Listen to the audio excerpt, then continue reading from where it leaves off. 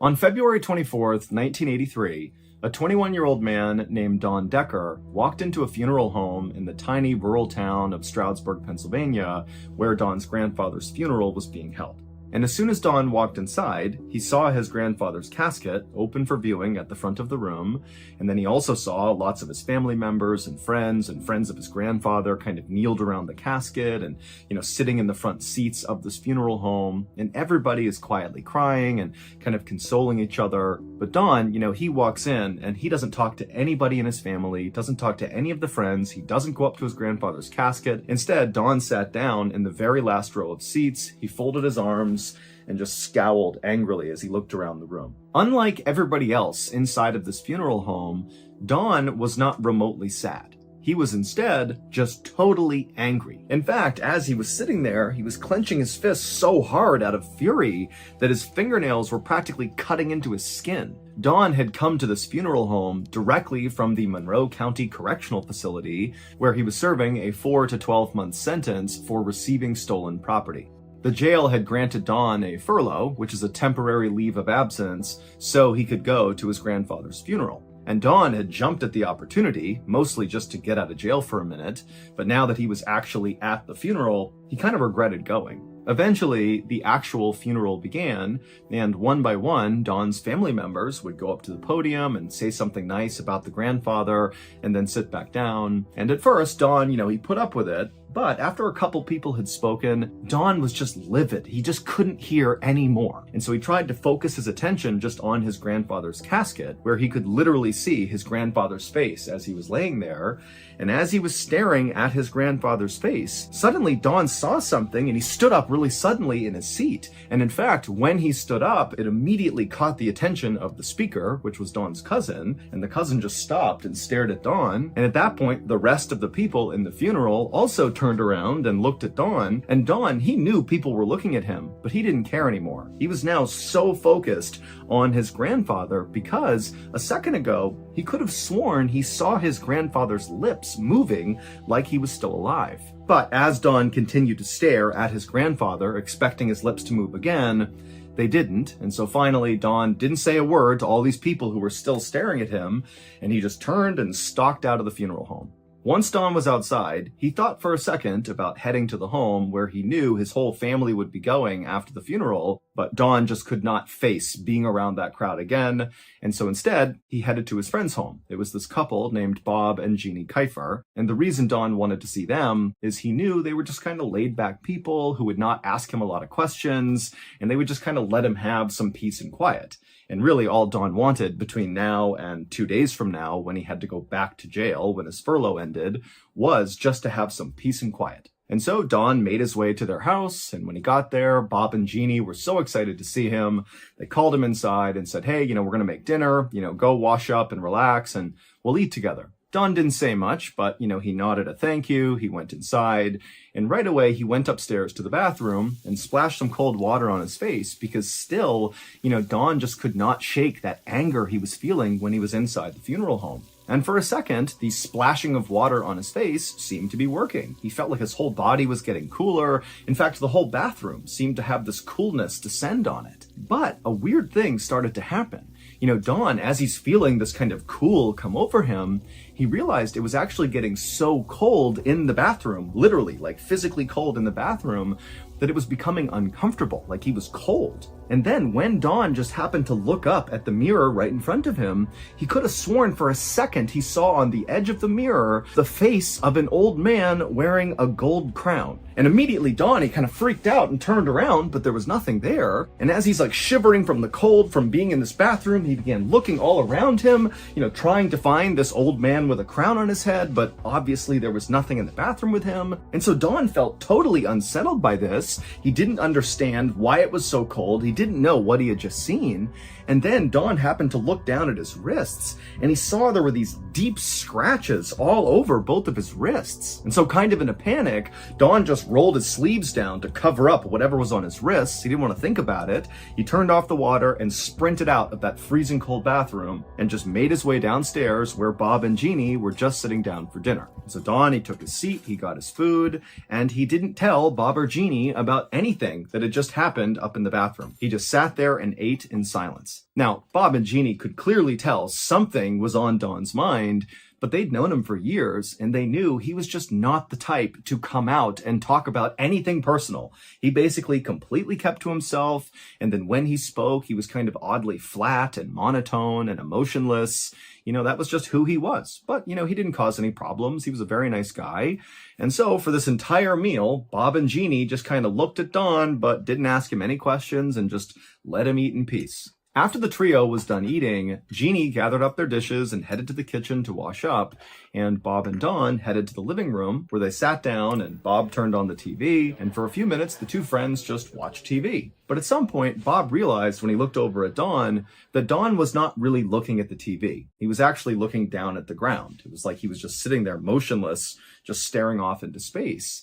And Bob thought to himself, wow, Don must be catatonic with grief here from losing his grandfather. But Bob, he felt really bad for Don, but he had no idea what to say to him. He knew Don was not about to launch into some deep story about how he was feeling. And so Bob just sat there and said nothing, hoping that, just his physical presence next to Don was comforting in some way to Don during this really difficult time. And so a few minutes goes by and the two men are still silently sitting in their seats when Bob begins to hear what sounds like running water. And at first, he looked over at Don, thinking maybe Don had spilled a drink on the ground, but Don didn't have a drink. Don was still just sitting there catatonic, staring at the ground in front of him. And then, Bobby turned and looked towards the kitchen, thinking maybe Jeannie had spilled a drink, but she didn't appear to have done that. And then Bob felt a drop of water land on his head. And so he looked up and he saw water was coming through the ceiling. And so right away, Bob stood up and he yelled to his wife that a pipe had burst. And then Bob, he grabbed his phone and he called his landlord who lived right nearby and said, you got to get over here. There's a pipe that's burst in your house. And just a couple of minutes later, the landlord and his wife arrived at the house. The landlord ran inside and he and Bob rushed upstairs to try to find the origin of this leak. And when they got up there, they looked everywhere and there was no obvious sign of where water could be leaking from. The toilet wasn't overflowing, neither was the sink. They couldn't hear the sound of running water anywhere. And then they also realized as they're walking around upstairs that where the leak was coming through the ceiling above the living room, they went to that rough area above the living room. And the landlord was like, there's no plumbing over this area. There should be absolutely no water anywhere near where the water was coming through. And so Bob and the landlord were very confused and they began walking downstairs to try to figure out what else they could do. And when they walked downstairs, two things happened very quickly. The first was, as they came down the stairs, they were entering the living room where the leak had originally been noticed.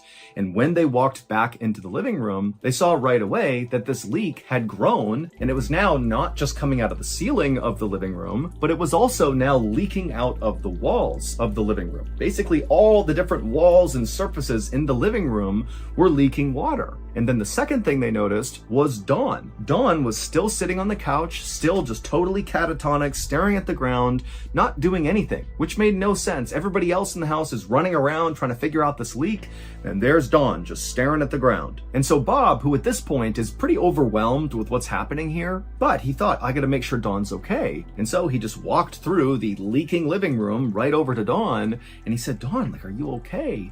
And Dawn, he didn't say anything, he didn't move, but his mouth kind of contorted into this weird smile with his lips kind of pulling away from his teeth, and all the tendons on the top of his hands began to tense as he wiggled his fingers. And Bob, at this point, he realized there's something wrong with Dawn, and they needed to call the police.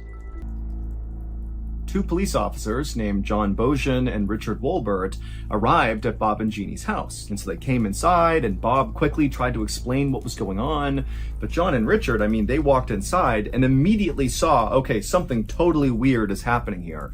Because they looked into the living room and they saw water coming down from the ceiling, coming out of the walls. It was even bubbling up all over the floor. And in the middle of all this chaos was one person, Dawn, who's just sitting there totally erect, not moving, wiggling his fingers with this weird expression on his face. And the police very quickly said to Bob that we don't know what this is. We don't even know how to help. So we're going to get our police chief. And as soon as those officers left, It was like Bob, Jeannie, the landlord, the landlord's wife, they were now scared to be in this house. Before, it was just baffling, but now with Don sitting there tapping his fingers with that weird grimace on his face and water coming out of everywhere for no reason, it was like terrifying. And so the four of them just kind of huddled in the dining room staring at Don and the living room until finally the two officers came back with their police chief.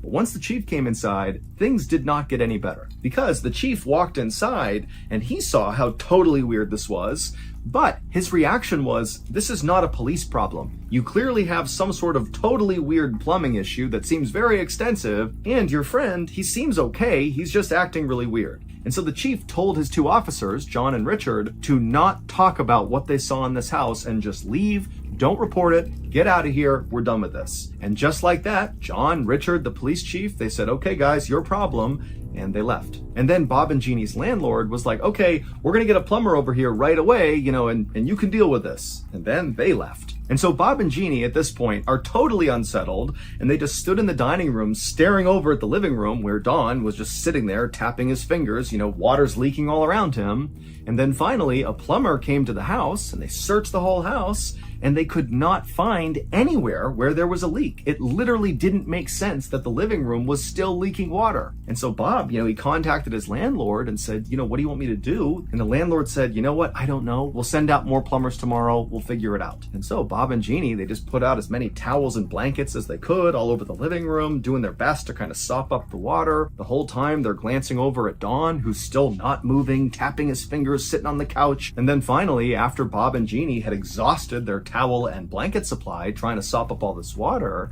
they're like, what can we even do? It's still leaking. We can't stop it. We don't know what's going on with Don. And so the couple just sat in the dining room staring into the living room, basically at Don, just kind of waiting for him to maybe break out of his trance. And eventually Don would, break out of his trance, kind of. Instead of, suddenly standing up and talking to Bob and Jeannie, he just eventually kind of dozed off, still in the upright sitting position. And so at this point, Bob walked over to Don just to check on him and make sure he was breathing and that he was okay. And so he checked and, he was, Don was okay. But Bob noticed that on Don's neck were all these dark red scratches and marks, like someone had been strangling him. And then also on the inside of Don's collar was a little bit of blood. And so Bob, he calls over Jeannie and he's like, what do you make of this? And she's like, I don't know. This whole thing, I don't know what's going on here. And so the couple decided they would just go to bed. Don seems like he's okay. He's sleeping on the couch. We can't fix the water, so that's all we can do. And so the couple, they went upstairs, they went to bed, and the next morning when they came back down, the living room was still leaking, and Don was wide awake again, back in that sitting position, tapping his fingers with this bizarre grimace on his face. And all day that day, and all day the next day, that's where Don would stay, in that position, only stopping to fall asleep, still in that position. And over those 2 days, all these plumbers and different people came over the house and nobody could figure out where this leak was coming from. And so the water just continued to pool inside of the living room. And then finally, on February 26th, so 2 days after Don had arrived at Bob and Jeannie's house, Don suddenly stood up. He didn't say a word to Bob or Jeannie. He just walked out of the house. And as soon as he did, all the water that was leaking out of the ceiling and the walls stopped. Don would go back to prison, and when he walked into his cell, his cellmate took one look at Don, and apparently the look on Don's face was so unsettling that the cellmate immediately called over one of the guards and said, you gotta get me out of the cell. I can't be in here with this guy. And so this cellmate and the guard, they both turned and looked at Don, and Don, he was at the back of the cell and he was facing both of them. And when they looked at Don, that totally weird grimace came across his face, the same one he had on as he sat in Bob and Jeannie's house for those 2 days. It was the same expression, and with that expression on his face, in this totally creepy kind of hollow voice, he says to the two men, I can make it rain. Now, the cellmate was terrified of Don and was practically screaming for the guard to let him leave the cell, but the guard, who was definitely unsettled by Don and his behavior, he was less scared and more just kind of intrigued with what Don had just said. And he said, okay, hey Don, if you can make it rain, then why don't you make it rain in the warden's office? And after the guard said this, Don's expression, that kind of creepy, weird smile he had, it grew larger and larger until he had this totally bizarre smile on his face, exposing all of his teeth. At this point, the guard now felt totally terrified of Don and understood why the cellmate was so scared of him, and kind of instinctively, the guard just turned and ran into the warden's office to tell the warden what was going on with this guy. But when he got into the warden's office, he looked at the warden, Dave Keenhold was his name, and he was sitting at his desk doing some paperwork, and Dave looked up at the guard, and the guard realized on Dave's chest, his shirt, there was this wet spot that was growing slowly all over his chest, and it was almost like the warden didn't realize it was happening. And so Dave looks up at the guard and he's like, what's going on? And the guard, he just points at Dave's chest and says, look! And so the guard told the warden about what he had just witnessed in the jail cell and how he had kind of jokingly told Don to make it rain in the warden's office, and now there's this wet patch on your shirt, what's going on here? And the warden, he looked down and he was just as caught off guard by this wet spot on his shirt. And so he leapt up and he and the guard ran back to Don's jail cell. And when they got there, they couldn't believe what they saw. Water was pouring out of the ceiling. It was coming out of the ground. Even the bars were leaking water. And there was Don in the back of the cell, standing there with that terrible smile on his face, and his fingers were contorting. All the tendons were all tight in his hand, and his cellmate was practically crying, huddled in the corner. And so right away, Warden Keenhold moved the cellmate out of that cell, put him in another cell, and then shut the cell where Don was. And then the warden called a plumber to come out here and stop this leak from wherever it was coming from. But the plumber came to the jail, and no matter where he looked, he could not find anything that would cause this leak inside of this jail cell. It just didn't make sense. And in fact, the plumber was so scared of Don, who the whole time this inspection is happening, he's standing in the back, wiggling his fingers with this bizarre look on his face. The plumber was so scared of Don that after he told the warden that he couldn't find a leak, he just left without even being paid. He just had to get away from Don. Now, Warden Keenhold had no idea what was happening with Don, but he could tell it was well beyond his own expertise, and frankly, he had no idea who he should call about what was going on. And so he just called the jail's minister and asked him to come over and see what was going on. But when the Reverend got there and saw Don and saw all the water in the cell, he too had no idea what to do. But when the Reverend walked up to the bars to get a closer look at Don began to move in the cell as well towards the Reverend. And Don, he would stop about halfway through the cell, and when he did, the Reverend stopped as well, and they were kind of looking at each other. And then Don, he raised up his right arm into the air.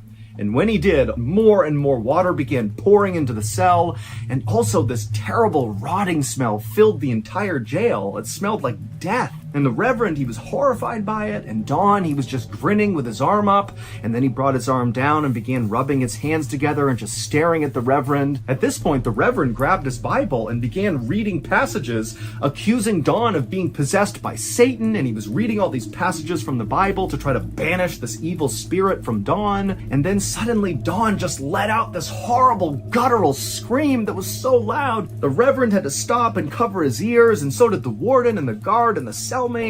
And then after he let out this horrible scream, it was like Don snapped back to reality and he just collapsed on the ground and began sobbing. It would take Don a long time to finally open up about what the heck had just happened to him, but he would eventually open up to his friends Bob and Jeannie. And while his explanation for what he went through did explain some aspects of what occurred between February 24th and 26th of 1983, it did not explain everything. Don and his grandfather had been very close. However, when Don was just 7 years old, his grandfather began abusing him physically. Don had kept the violence a secret for his entire life, but he had come to view his grandfather as the human embodiment of evil. And so when his grandfather passed away, Don frankly was relieved to find out his grandfather was dead. But when he went to the funeral and he saw all of his loved ones talking about his grandfather as being this incredible person, so loving, so kind, it totally infuriated Don.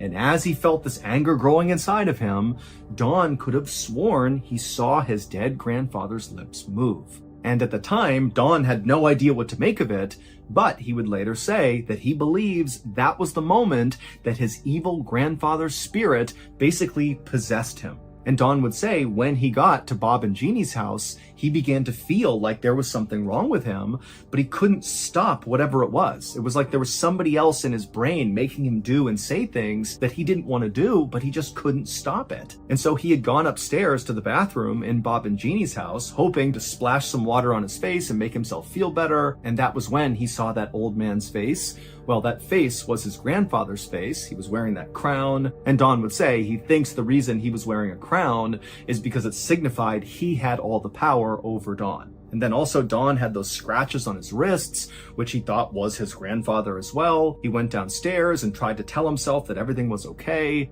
But after Don sat down on the couch, he said he couldn't move anymore. It was like his grandfather had totally took over, and he locked him on the couch with that bizarre contorted expression, and he kept moving Don's hands around. And then obviously the water began leaking in the room for no reason, which Don says was entirely his grandfather. He was just trying to scare all of Don's friends and Don himself. It was his way of tormenting Don a little bit more. And then again at the jail, when the same scene kind of unfolded, Don believed it was his evil grandfather inflicting just a little bit more pain and torment. For almost a decade after this happened, everybody involved in this didn't really talk about it publicly, especially the police and the jailers. They did not talk about what they witnessed because they were worried talking about it publicly would make them look like crazy people and they'd get fired. But eventually in the 90s, 9 people, including 4 police officers and the jail warden, would officially go on the record and testify to what they saw happening. And it would include Don seeming totally deranged and in a trance-like state as water just poured into these rooms that he was in. To this day, we do not have an explanation for what happened to Don. The only explanation that seems to make sense is that Don really was possessed by his evil grandfather. Also, it should be noted that Don never made it rain again. The only times that happened were in Bob and Jeannie's house and in that jail cell from February 24th to February 26th, 1983. After that, Don lived a totally normal life. Monday, October 14th, 1985 was Columbus Day, and Steve Christensen was marking the holiday by chasing his 3 young sons around his big sunlit living room. His wife Terry stood next to the fireplace, smiling with a hand on her very pregnant belly, and every time Steve looked over at her, he couldn't believe how beautiful she looked. She was absolutely glowing. Steve stopped running around to catch his breath. He was only 31 years old, but everyone said he seemed older, and today he felt older too. He was tall and broad-shouldered with thick brown hair and an air of seriousness about him. Steve's number one goal in life was to provide for his family, and he'd worked hard so they could have their nice home here in Salt Lake City, Utah. As his boys crowded around him, still wanting to play, Steve suddenly felt a pang of guilt. He knew he had not been spending enough time with his family lately because he had been so consumed with work. But Steve didn't feel like he had any other options. 2 months ago, the financial consulting company that he had helped build had gone under, leaving Steve almost bankrupt. Now he was trying to launch a new consulting business with a friend, and he was working overtime basically every week to get this new company off the ground. Steve told his sons they could play for a few more minutes, and so they did, and then afterwards he stood up and he walked over to Terry to rub her shoulders. He knew she was exhausted from the pregnancy and that she didn't like him working all the time, but Steve also knew he and his wife could make it through hard times. Not only did they have each other, but they also had their faith in the Mormon Church. Steve was a bishop in the Church of Jesus Christ of Latter-day Saints, as the Mormons are officially known, and Terry was a devoted member. Literally half the population of Salt Lake City was Mormon, and Steve loved it. He and his growing family were surrounded by a big supportive community. But Steve's interest in Mormonism went well beyond his faith. He also collected historic Mormon artifacts like letters, books, and other documents that cataloged the church's past. Before his financial problems began, Steve used to buy and sell these 19th century antiques all the time. He'd even donated rare historical documents to the church. These days, though, he mostly helped arrange document sales for other people. He'd recently helped his friend, Mark Hoffman, who was a professional antiques dealer, get a $185,000 USD loan to buy some early Mormon letters. Not only that, Steve had tracked down a lawyer whose client was interested in purchasing the letters from Mark at an even higher price. Steve, Mark, and the lawyer were going to meet tomorrow morning to make everything official. But Steve didn't want to think about business right now. He just wanted to enjoy this rare day off with his family. He kissed his wife's shoulder and went back to playing tag with his boys. The next morning, Steve's alarm went off at 7 a.m. He dragged himself out of bed, got ready for work, grabbed his briefcase, and headed to the kitchen. Terry was in there making waffles for the boys, and she asked if Steve wanted to sit down and eat, but he told her he didn't have time. He was just going to grab breakfast on his way to the office, and so he gave his wife and sons each a kiss before heading out the door. Steve drove his Jeep towards downtown Salt Lake City, stopping to buy a box of donuts and a couple of cans of ginger ale on the way. Then he parked his car outside a huge 8-story high-rise building called the Judge Building, where his office was located. The Judge Building was filled with other shops and offices, and even though it was only 8 a.m., there were already plenty of people milling around. Steve waved to some of the familiar faces as he strode toward the elevator. Steve took the elevator up to the 6th floor, and as he approached his office door, he noticed a cardboard box sitting on the ground. It sort of looked like a box that might contain a big cake, like a big square, and on top of this box, written in black marker, it just said, "To Steve Christensen." Steve balanced the 2 cans of ginger ale on top of the box of donuts, and then he carefully bent down and used his free hand to pick up this box. At that same moment, Steve's new business partner, Randy Rigby, was weaving through traffic trying to get downtown. Randy was about 10 minutes late for work, and he'd been trying to page Steve and let him know he was on the way. Steve was not answering. And as Randy approached the Judge Building, he was quite surprised to see all these fire trucks and police cars outside, parked everywhere with their lights flashing and sirens going off. People were gathered around the building, looking curious and concerned. Randy scanned the crowd for Steve, whose tall, broad frame was always easy to spot, but he couldn't see him anywhere. Then he started looking for Steve's Jeep and noticed it parked nearby. Randy walked up to a woman who obviously was from the Judge Building, and he asked her, what's going on here? And she said the whole building had just been evacuated because of some emergency. She said she had no idea what this emergency was. Suddenly, Randy had an unsettling thought. What if Steve didn't know that he needed to get out of the building and he was still in there? Randy needed to make sure Steve was okay. So even though he could see police officers shooing people away from the main entrance, he decided to sneak in. Randy drove his car to the back entrance of the building and quietly slipped inside. He sprinted up 6 flights of stairs, burst into a long hallway, and looked at his and Steve's office door. Except there was no door. The entrance to their office was now a gaping hole framed by splintered wood and chunks of broken drywall. The hallway was littered with debris and coated in dust and ash. Randy's eyes looked to the floor, and he saw there were chunks of burned donuts and also 2 ginger ale cans that had been bust open. Then he saw his partner's mangled body lying amidst the wreckage. His business partner was so obviously dead that the emergency medical workers standing nearby weren't even trying to revive him. The scene was so horrible that Randy could barely process it. Staring at his lifeless friend, all he could think was, who's going to tell his wife? But then, a police officer grabbed Randy's arm and pulled him away from the area. He told Randy the building had been evacuated and he was not supposed to be here.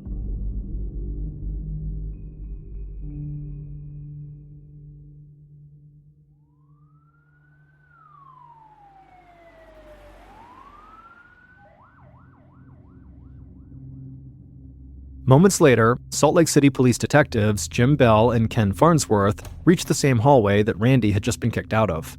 The men made a good team. Bell was quiet and analytical, while Farnsworth was more talkative and outgoing.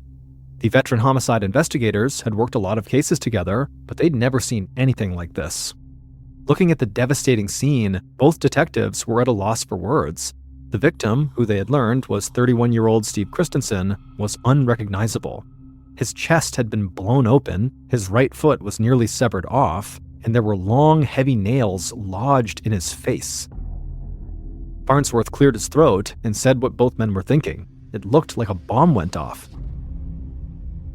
The detectives put on gloves and spent the next hour combing the hallway and bagging potential evidence. They found a number of wires, a rocket igniter, and also a motion sensor switch, all items a person could use to build a homemade bomb. Just then, Detective Bell heard the elevator ding, and he turned and saw a scruffy man in a gray sports coat walk out. Jerry D'Elia was unique in the Salt Lake City Police Department. He was a prosecutor, he was also an arson expert, and he was an investigator.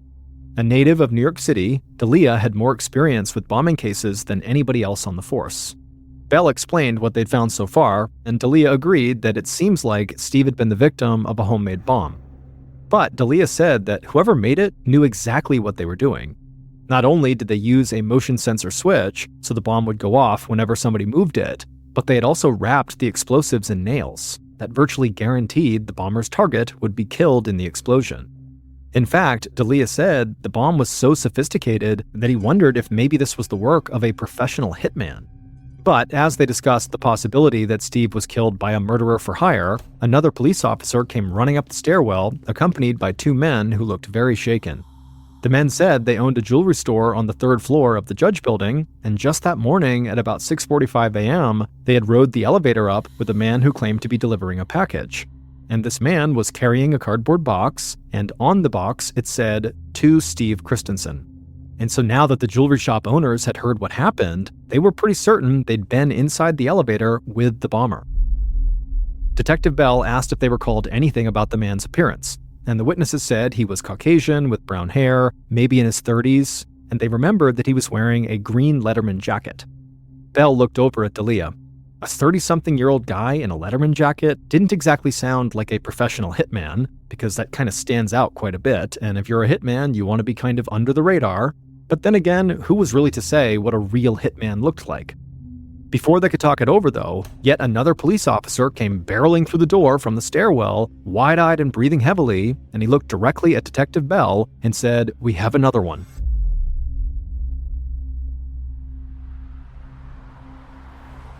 Shortly after 11 a.m., about 2 hours after this first explosion, Prosecutor D'Elia pulled up outside a home in the upscale Salt Lake City suburb of Holiday. He saw county sheriff's deputies, TV news reporters, and frightened neighbors crowded outside, all trying to make sense of the horrific scene.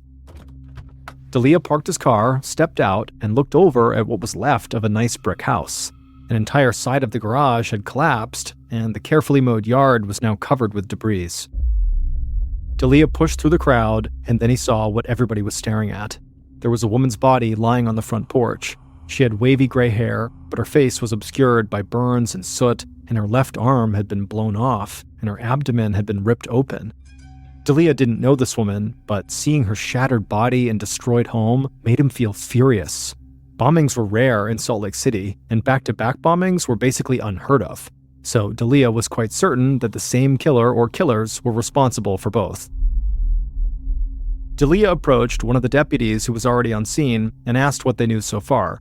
The deputy told him that the victim's name was Kathleen Sheets. She was a 50-year-old schoolteacher and mother, and she was married to a financial consultant named Gary Sheets. Gary was the founder of that failed investment company where Steve Christensen used to work, and the men had a close professional relationship until about 2 months ago when their business went under. Then, the deputy showed D'Elia a piece of cardboard from the box that the bomb came in. There, in black marker on the cardboard, was Gary's name. Apparently, the deputy said, Gary was the bomb's intended target, not his wife. D'Elia thought this over. Two partners whose business recently failed had both been targeted by devastating bombs within hours of each other.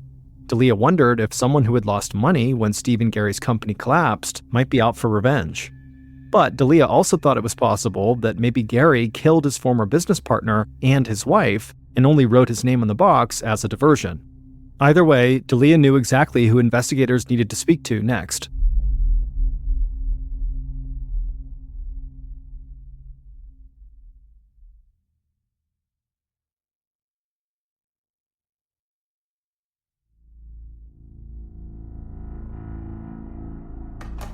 Later that morning, Detective Farnsworth sat in an interview room at the Salt Lake City police station across from Gary Sheets.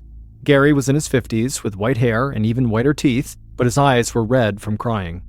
Farnsworth tried to be gentle while asking questions, and Gary was very forthcoming despite his obvious shock and grief. He explained that he and Steve used to run a financial consulting company together, working with wealthy investors. They'd done well until some bad investments left the company on the verge of bankruptcy. Then, 2 months ago, Steve had decided to leave and start his own consulting company with a new partner, leaving Gary to try to deal with the mess of their failed business. But Gary said he didn't have any animosity towards Steve, and he was heartbroken to hear about Steve's violent death. As for his own wife's murder, Gary said he couldn't believe any of this was real. Detective Farnsworth felt sorry for the guy and knew Gary should be with his family right now, but there was a bomber who was loose in Salt Lake City, and his questions just couldn't wait. He asked if Gary knew anyone who might want to hurt him. Gary paused for a moment and then said, well, yeah.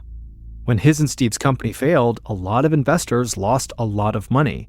Maybe these bombs were a spurned investor's way of getting revenge. But if this was the case, Gary wondered, why target his wife? Detective Farnsworth swallowed hard and told Gary the bomb had actually been inside a cardboard box and his name had been written on the box. As far as police could tell, someone out there had actually wanted Gary dead, not his wife. Hearing this news, Gary began to cry, not only at the thought of his wife being murdered by mistake, but also because the reality that somebody was out to kill him was terrifying, and he began shaking like he was just so scared he couldn't help it. And so seeing this, Farnsworth immediately offered to place him in protective custody until the police solved the case. In the meantime, they needed Gary to put together a list of all the investors who'd lost money when his and Steve's company dissolved. Any one of them could be the bomber. While Detective Farnsworth wrapped up his conversation with Gary, his partner, Detective Bell, was a few miles away on the couch in Steve Christensen's living room. Steve's very pregnant wife, Terry, sat across from him looking totally numb. A few members of the family had come over as soon as they heard the news, and they took care of Steve and Terry's boys while she spoke with the detective. Her voice was flat as she told Detective Bell that she didn't know how she was going to live without her husband. Beyond the shock and grief of losing someone she loved so much, Terry was now going to have to find a way to support 4 children on her own, and the family's financial situation was not good. She sighed and sort of muttered under her breath that she wished Steve hadn't been so generous with the church. Detective Bell asked what she meant. Terry tucked a strand of her short blonde hair behind her ear and explained that Steve was always spending money on Mormon artifacts. The previous year, in 1984, he'd paid $40,000 for one document and then just handed it over to the church. Detective Bell looked confused. Terry explained that this document, called the Salamander Letter, was valuable because it was so controversial, raising doubts about the founding of the Mormon Church. The church taught that the founder of Mormonism was led to the Book of Mormon by an angel, but the letter said he'd actually been led there by a white salamander. Terry said that Steve's friend, Mark Hoffman, had found the Salamander Letter from one of his confidential sources, and when word got out that Mark had the letter, church leaders got really upset because it totally went against their teachings. Terry said she didn't want Steve to buy this letter, but he did it anyway. And then he donated the document to the Mormon Church. And just like that, Steve and Terry's family had lost $40,000, money that they really needed right now. Detective Bell could see how upsetting this was for Terry. He didn't want to cause her any more grief, so he thanked her for the information and told her how sorry he was for her loss. But before he got up to leave, Terry stopped him. She said she felt like the Salamander Letter might have something to do with her husband's murder. The letter's discovery caused some Mormons to leave the church, and they might have blamed Steve for shattering their faith. Detective Bell wasn't sure what to think, but he promised Terry he would look into it. The next day, at about 2:40 p.m., Detective Farnsworth cruised down the highway towards the police station. It was only the second day of the investigation, but Farnsworth already felt enormous pressure to solve this case. People were scared, especially after a local reporter had received an anonymous call claiming there were 4 more bombs already planted all around Salt Lake City. And at a press conference the night before, the Salt Lake City police chief had said the crime could be related to this Salamander Letter. And so fearing that their affiliation with the Mormon Church could make them the next victims, multiple prominent Mormons had taken their wives and kids into hiding. Detective Farnsworth pulled into the police station, but just as he turned off the ignition, he heard an emergency report on the police radio. The dispatcher said all available police needed to head to an address near Main Street in downtown Salt Lake City. Just as the public feared, the bomber had struck a 3rd time. Minutes later, Detective Farnsworth skidded to a stop near a blue Toyota sports car that was still smoldering. A firefighter sprayed water onto the smoking vehicle, and Farnsworth could hear the siren of an approaching ambulance just a few blocks away. Farnsworth jumped out of his car and saw that the entire driver's side of the blue Toyota had been blown apart, and a few feet away, a Salt Lake City police officer was kneeling on the ground, cradling an injured man's head. The man looked like a total wreck to Farnsworth, There were shards of glass in his face, his bloody right hand was missing a fingertip, and he had a piece of metal shrapnel sticking out of his right knee. But somehow, this man was alive. Just then, the sirens reached a fever pitch as the ambulance arrived on the scene. 2 EMTs jumped out of the vehicle and ran over to the injured man and began taking his vitals. Detective Farnsworth leaned down and asked the injured man for his name. In between labored breaths, he said his name was Mark Hoffman. Farnsworth immediately recognized that name. Mark was the man who had discovered the controversial salamander letter and sold it to Steve. But before the detective could ask any follow-up questions, the EMTs loaded Mark into the back of the ambulance and sped off to the hospital. Moments later, Prosecutor D'Elia and a federal agent who specialized in bombing cases arrived on the scene. The federal agent immediately began examining Mark's smoldering vehicle, while Farnsworth got D'Elia up to speed about the latest victim. But just then, the federal agent called out to them to come over and look at what he'd found inside of Mark's trunk. Farnsworth and D'Elia ran to the back of the sports car, and in the trunk they saw a trove of old-looking papers that had been damaged in the explosion. They were either burnt from the fire or sopping wet from when the firefighter had doused the vehicle with water, but they were all there and clearly seemed pretty important. As he looked at the ruined papers, Detective Farnsworth was overwhelmed with questions. Why would someone want to kill Mark Hoffman? Could it be related to the documents inside his trunk? Or could it be someone who blamed Mark and Steve for unearthing the salamander letter that undermined the Mormon faith? And if that was the case, why would the bomber then also target Gary and Kathy Sheets? They were connected to Steve, but they had nothing to do with the buying and selling of Mormon artifacts, and so none of it made any sense. At about 4 p.m. that afternoon, Detective Bell stood in Mark Hoffman's room at the LDS Church Hospital. Mark had all these open wounds on his face from where doctors had pulled glass out, and he was waiting for an operation on his injured leg. Bell felt terrible for him, but on the bright side, doctors said he was likely going to live. Mark was on pain medication, and when he spoke, his voice was barely above a whisper. Detective Bell asked him if he felt well enough to talk, and Mark croaked out a yes.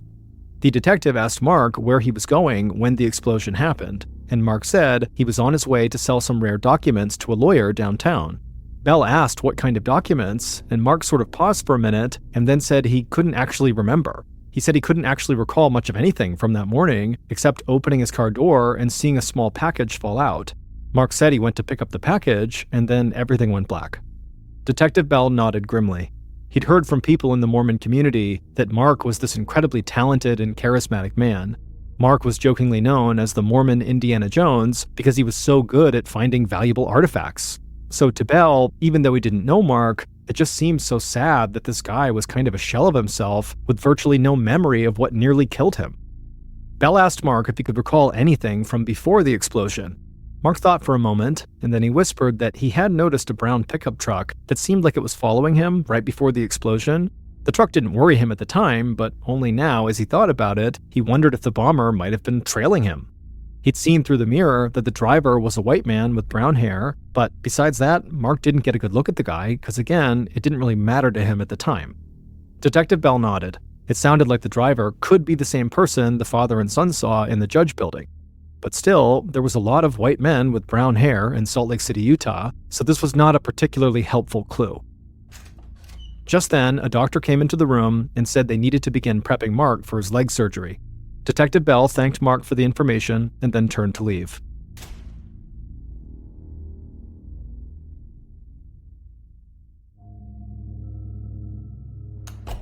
Two days later, on Friday, October 18th, Bell and Farnsworth sat inside of an interview room facing a man named Shannon Flynn. The detectives had learned that Shannon was Mark Hoffman's full-time employee, helping him find and sell these rare documents. And so if anybody could help investigators understand what was going on in this strange and secretive world of trading Mormon artifacts, it was Shannon.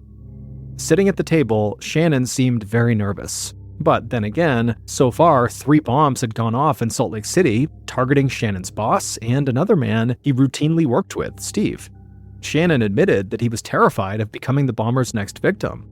Detective Bell asked Shannon if there was any particular person he felt afraid of, but Shannon shook his head and said no.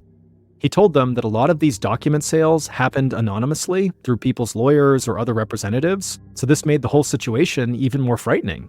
Somebody could have it out for him, and he wouldn't even know their name. Bell asked if Shannon knew anybody who might want to hurt his boss, Mark, and Shannon said that Mark was having financial trouble related to 2 different document sales. Either one could have made Mark some enemies. Shannon said for the first deal, Mark had asked his friend Steve Christensen for help getting a private $185,000 loan to purchase a collection of antique documents. And now, Mark was having trouble paying back that loan, which had very much upset Steve. But Mark kept telling Steve not to worry because he had an even bigger sale pending. And when that went through, Mark promised he could pay back the loan then. But Shannon said Mark's second document sale had also hit a snag. Mark had acquired the only known copy of the first document ever printed in colonial America, known as the Oath of a Freeman, a discovery so significant that the United States Library of Congress had offered to buy it for $1 million. But the Library of Congress wanted elaborate proof that this document was indeed authentic before they paid such a huge amount for it. And so this delay in the sale was really putting Mark in a very serious cash crunch. Detective Bell asked Shannon if he knew where Mark got the document. But Shannon said no, Mark didn't share the names of his contacts very often. At this point, the detective was starting to feel suspicious of Shannon. It was hard to believe that as Mark's only full-time employee, he didn't know anything about where these documents were coming from. Plus, Detective Bell didn't understand why Mark would have needed a loan to buy artifacts. He knew Mark had made hundreds of thousands of dollars selling antiques, so Detective Bell outright asked Shannon if he knew where all of his money had gone. Shannon suddenly looked down at the table and sort of mumbled that Mark lived far beyond his means. He traveled all the time, lived in a huge house, and drove an expensive sports car. Plus, Mark could be generous almost to a fault. Shannon said that one time Mark had given him money to buy a submachine gun for his firearm collection, and then he also helped pay to convert that submachine gun into a fully automatic gun. When Detective Bell heard this, he tried to keep his expression neutral, but he was shocked. Shannon had just confessed to turning a gun into a fully automatic weapon, which was illegal. Detective Bell glanced at Farnsworth, and he looked just as surprised. Bell quietly asked Farnsworth to step into the hall with him. Once they were out there and out of earshot of Shannon, they both agreed that Shannon seemed very suspicious, and because he confessed to owning an illegal firearm, they had probable cause to arrest him and search his home. So that's exactly what the detectives did. Shannon was immediately taken into custody on the firearms charge, and when Bell and Farnsworth searched his home, they found at least 3 more guns. Then they stumbled on something even more shocking. Shannon owned a copy of the Anarchist Cookbook, a notorious 1970s book that contained instructions for building bombs. Just like that, Shannon shot to the top of their suspects list, and they quickly got another warrant to search more of Shannon's property. It turned out Shannon rented a storage unit, and police suspected that might be where he was constructing bombs. That weekend, Detective Bell arrived at what investigators called the War Room, a big conference room in the Salt Lake City Police Station where everyone working the case could meet and discuss their progress. Bell sat down with Farnsworth, Prosecutor D'Elia, and the federal agent from the third bombing scene, as well as a number of other law enforcement officials. And they had a lot to talk about. Even though the search of Shannon Flynn's storage unit hadn't revealed anything incriminating, he still seemed extremely suspicious. If the police were right and these bombings were all related to the rare document trade, then Shannon seemed like their only real suspect. But Detective Bell knew that this explanation did not account for the murder of Kathy Sheets.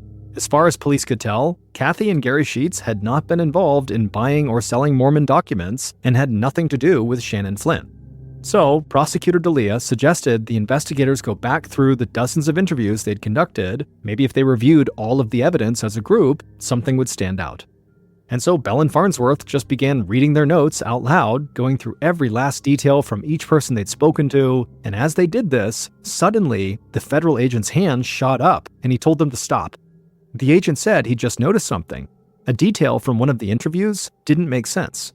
One of their witnesses had to be lying, and he felt certain this person who was lying was the bomber. Immediately, investigators started drafting a court motion to get one more search warrant. And during the search, just a few days later, they uncovered a piece of evidence that broke the case wide open and led to a shocking revelation that nobody imagined.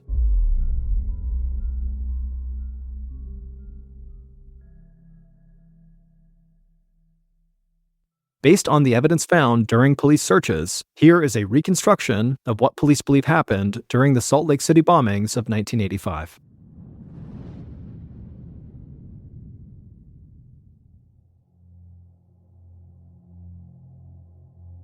Late on the night of October 14th, the killer stood at a work table in their basement, putting the finishing touches on 2 homemade bombs.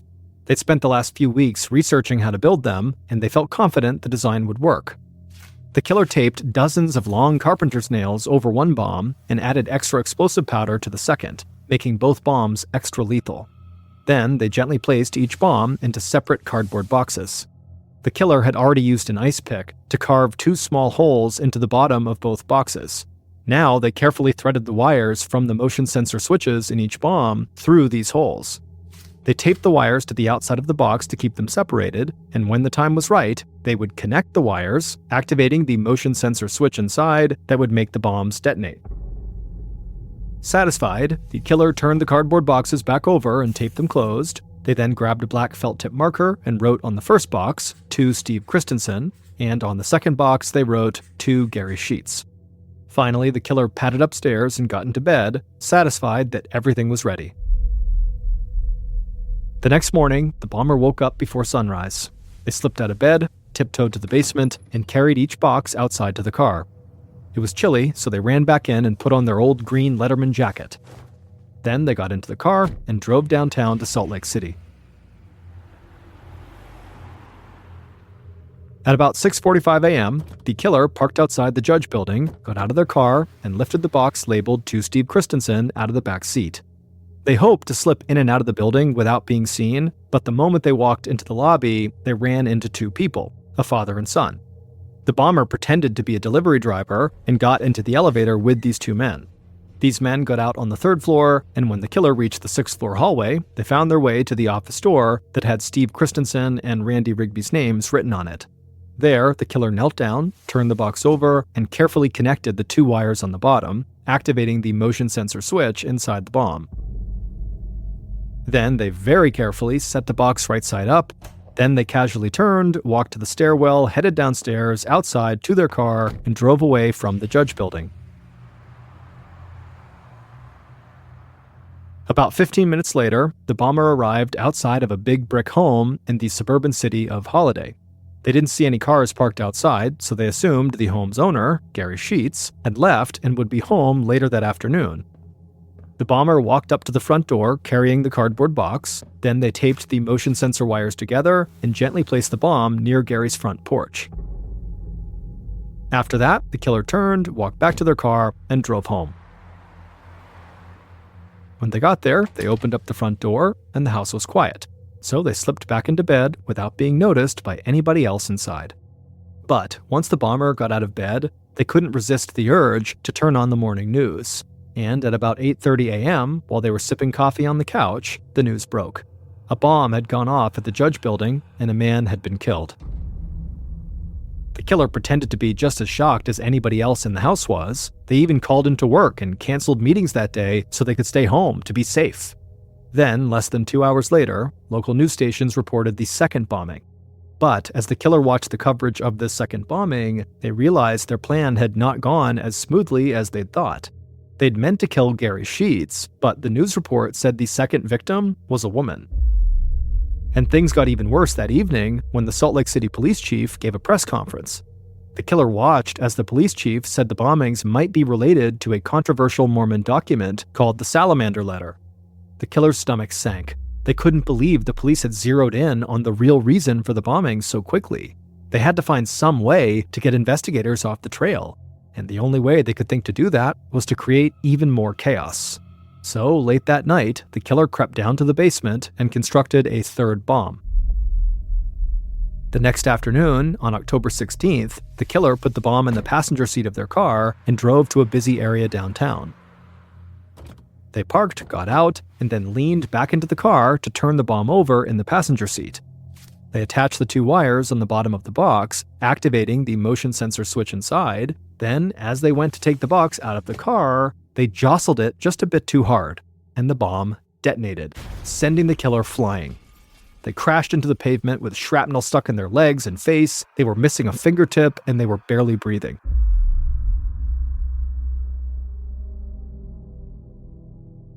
At about 4 p.m. on Wednesday, October 16th, when Detective Bell went to the hospital to interview Mark, he had a lot of questions about how the explosion happened. Mark said he opened his car door and a small package had fallen out, then exploded. But later, when Detective Bell read his notes from this interview aloud to fellow investigators, the federal agent said Mark's story did not line up with the physical evidence. The pattern of damage inside of Mark's car showed the bomb was somewhere near the center console when it detonated, not anywhere close to the driver's side floorboard like Mark had claimed. Now they had caught Mark in what looked like a lie. It was enough for the police to get a warrant to search his home, and there, shoved in the back of a closet, they found a green Letterman jacket, just like the one the bomber wore. But that was far from the most damning evidence. Police also discovered 2 locked rooms in Mark's home, which his wife never entered. The rooms were filled with stacks of old-looking papers, inks, and chemicals. Detectives didn't know what to make of all this until they found a receipt from a local engraving company. The owner of the company told them that Mark had ordered a special engraving plate that would allow him to recreate a famous historical document called the Oath of a Freeman.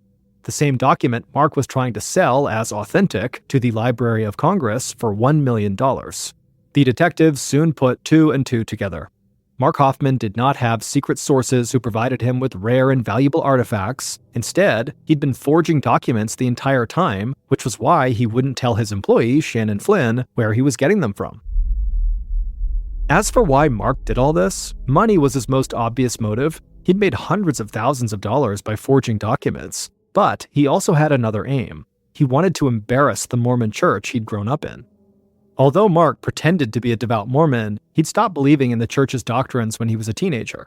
As an adult, he started forging papers that would undermine the church's history and shake other people's faith too. The salamander letter was totally fake, but it did embarrass church leaders by making it look like Mormonism was inspired by a salamander rather than an angel. And Mark's friend, Steve, had paid him $40,000 for it, believing it was real. Then, in the months leading up to the bombings, Mark had persuaded Steve to arrange a big $185,000 loan to buy a collection of Mormon letters that did not even exist. Mark took the money from Steve and squandered it on fancy vacations and a sports car, and then couldn't repay the loan. So, to get out of this financial hole, Mark forged a copy of the historic Oath of a Freeman that he planned to sell to the Library of Congress for $1 million. But after Mark gave this fake document to library officials to verify, weeks ticked by with no word from them, and he got nervous that experts had found a flaw in his forgery and his whole scheme would fall apart. And at the same time, Mark's friend, Steve, was getting very impatient with Mark for not repaying his $185,000 overdue loan. And so at this point, Mark decided his only option was violence.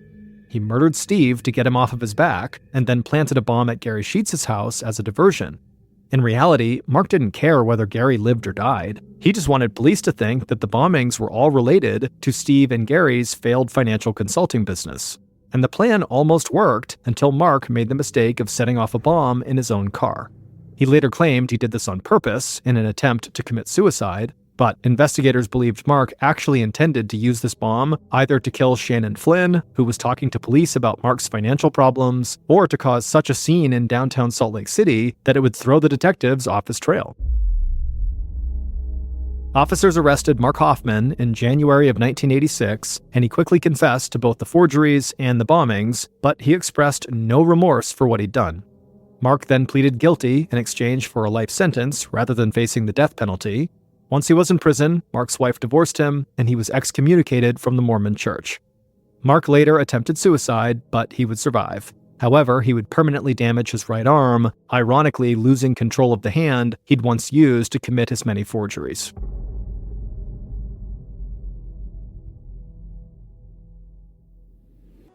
It was late in the afternoon on November 18th, 1942. A cook named Mickey McKillop opened the lid of a giant metal vat, then asked his volunteer sous chef, 27-year-old George Nosen, to carry it over to an industrial oven. Mickey and George were starting to prepare dinner for almost 500 patients across 5 wards at the Oregon State Hospital, a public mental facility for psychiatric patients. Tonight's menu was scrambled egg yolks and toast, and Mickey, along with his boss, Mary O'Hare, were the only 2 cooks on duty. The hospital had been understaffed for a year now, ever since the United States entered World War II. Many members of the nursing staff had left to volunteer for the war effort. During the day, there was about 1 attendant for every 16 patients, but at night, that number swelled to 1 attendant for every 150 patients. Mickey and Mary were so desperate for help in the kitchen that they had started asking trustworthy patients to help them prep for each meal. And one of those trustworthy patients was Mickey's volunteer sous chef, George Nosen.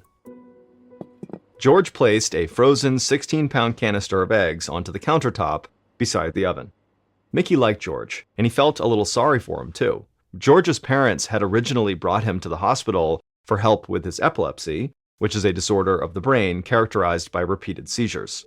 At this time, people were just beginning to understand how epilepsy actually worked.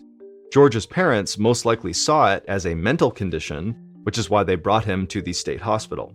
They probably didn't think he was crazy, they just wanted help with getting his seizures under control. But during George's initial evaluation, the staff psychologist would diagnose George with paranoid schizophrenia, and then they had George involuntarily committed for life. Mickey didn't understand how that was possible. He'd never seen George hallucinate or get aggressive like the other patients with schizophrenia, but there was nothing he could do about it. And if he was being honest with himself, he was glad to have someone so mild-mannered and easygoing to help him in the kitchen. Mickey yanked the lid off the canister that George had just set down, revealing hundreds of thawing egg yolks. These days, a lot of the hospital's food supply came from federal surplus deliveries, since the government was rationing food to help the war effort. The egg whites were used in food that was sent overseas, and hospitals stateside got the leftover yolks. It was time to start cooking, so Mickey dumped out the canister into the metal vat. He repeated the process 2 more times until the stovetop was crowded with thawing eggs. He handed George a cup and asked for water, and then he lit the stovetop so the eggs would warm faster.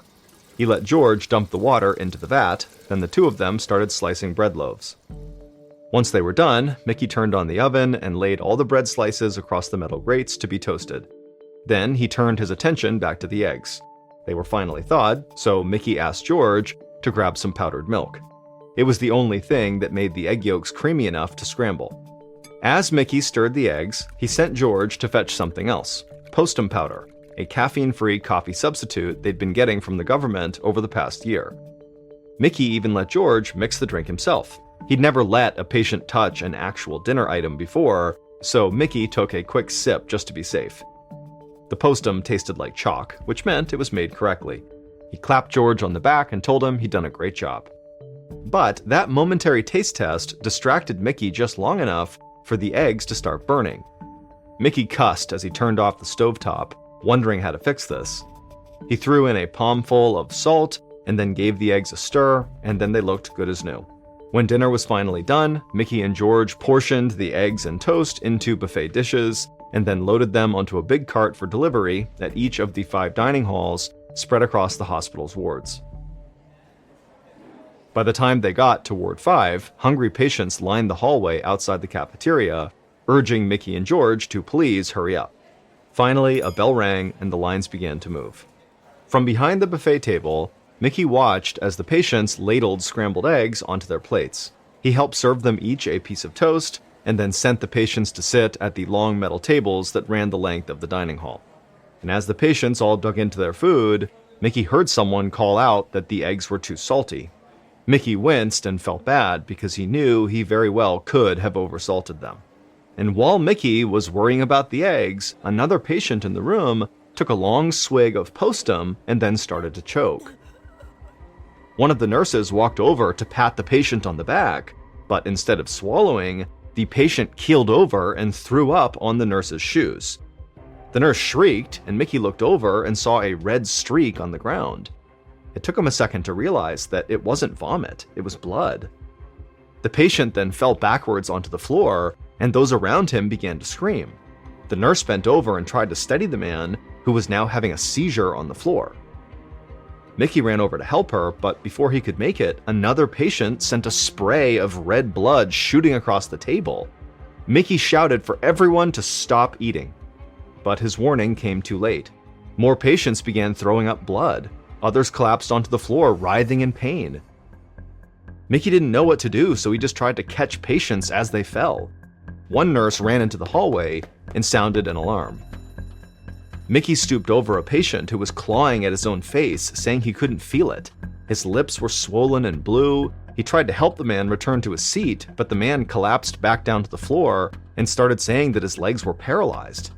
Mickey was totally horrified and his hands trembled with fear, and he had no idea what could cause this terrible reaction people were having.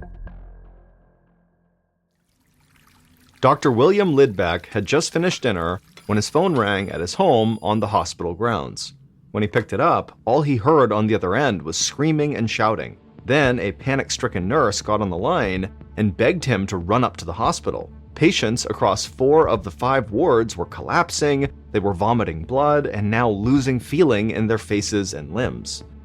Dr. Lidbeck dropped his fork, ran out his front door, and tore across the lawn, heading for the side entrance of the main hospital building, 100 yards from his cottage. With every step, the screaming he could hear grew louder. It sounded like every patient inside of the building was in agony. Moments later, the doctor flung the door open and stepped into the hallway, and the scene that greeted him was horrible. The hallway was full of patients sitting on the floor with their backs up against the wall, coughing blood into their laps. One man had been strapped to a gurney in the hallway, spasming wildly, blood running down the front of his shirt. His entire mouth was swollen and drool collected at the side of his lips. A nurse ran into the hallway and beckoned Dr. Lidbeck to come quickly. He followed her through a doorway into the cafeteria, where he saw dozens of patients writhing on the floor. The nurse that Dr. Lidbeck had followed dashed ahead of him. She knelt down beside one of the patients and started spoon-feeding him baking soda. Dr. Lidbeck caught up to her and asked what was going on. She admitted that the nursing staff had no idea what had caused this outbreak, but it had started right after the patients had begun their dinner. She didn't know how to reverse it, but she was just hoping that baking soda would help alleviate their stomach pain. The entire staff was running around in complete panic, trying to manage symptoms. Dr. Lidbeck took a deep breath and tried to push down his rising fear. He'd never dealt with sudden illness on such a massive scale, but he knew that he couldn't do anything without the proper equipment. He had to get his medicine bag from his office on the second floor. He instructed the nurse to keep working, then ran out of the cafeteria and down the hallway. He turned the corner into the 3rd ward, where the scene was exactly the same. It was full of patients covered in their own blood, writhing on the floor. Dr. Lidbeck had always prided himself on having a steely stomach, but this felt unbearable to watch. He rushed through the hallway, stepping over sick patients as he went, and ran up the stairs to the 2nd floor. But as he left the stairwell, he stopped dead in his tracks. The atmosphere in this ward was completely different. The hallway was empty. If it weren't for the screams echoing from downstairs, it would almost feel peaceful. As he walked past open doors, he saw all the patients tucked in their beds. They looked scared, but seemed to be otherwise fine. Dr. Lidbeck was confused. How was this ward so calm when the rest were full of chaos and vomiting patients? A door opened at the end of the hallway, and the ward's head nurse, Allie Wassel, stepped out and walked toward him. Dr. Lidbeck thought she looked really pale. The nurse seemed very relieved to see Lidbeck, and she would tell him that she thought there had to be something wrong with the eggs from dinner. She said she had taken one bite and they had tasted so spoiled that she ordered all her patients not to eat them, and so her patients were fine, but she had been throwing up ever since. A chill ran through Dr. Lidbeck. He didn't know yet what was causing his patients to vomit blood, but now he knew it very likely had to be related to the eggs. It was the only thing all the patients had eaten that night. But it couldn't just be a case of spoiled food. An egg would have to be so rotten to cause this that it never would have been served in the first place. It would have been obviously bad. Then a realization dawned on him. If the eggs themselves were fine, it meant that something else had been put in the eggs that night. He was glad that Nurse Wassel had not eaten more of them. Dr. Lidbeck told the head nurse that if she started feeling worse, to please come find him right away, and then the doctor ran back downstairs to tend to the sick patients. As Dr. Lidbeck went down a hallway, he passed by the hospital morgue. A nurse was wheeling a covered stretcher inside. One of the patients had died. Dr. Lidbeck's blood ran cold, but he didn't have time to stop and mourn. There were hundreds of other patients still waiting for treatment, and so he didn't have a moment to lose.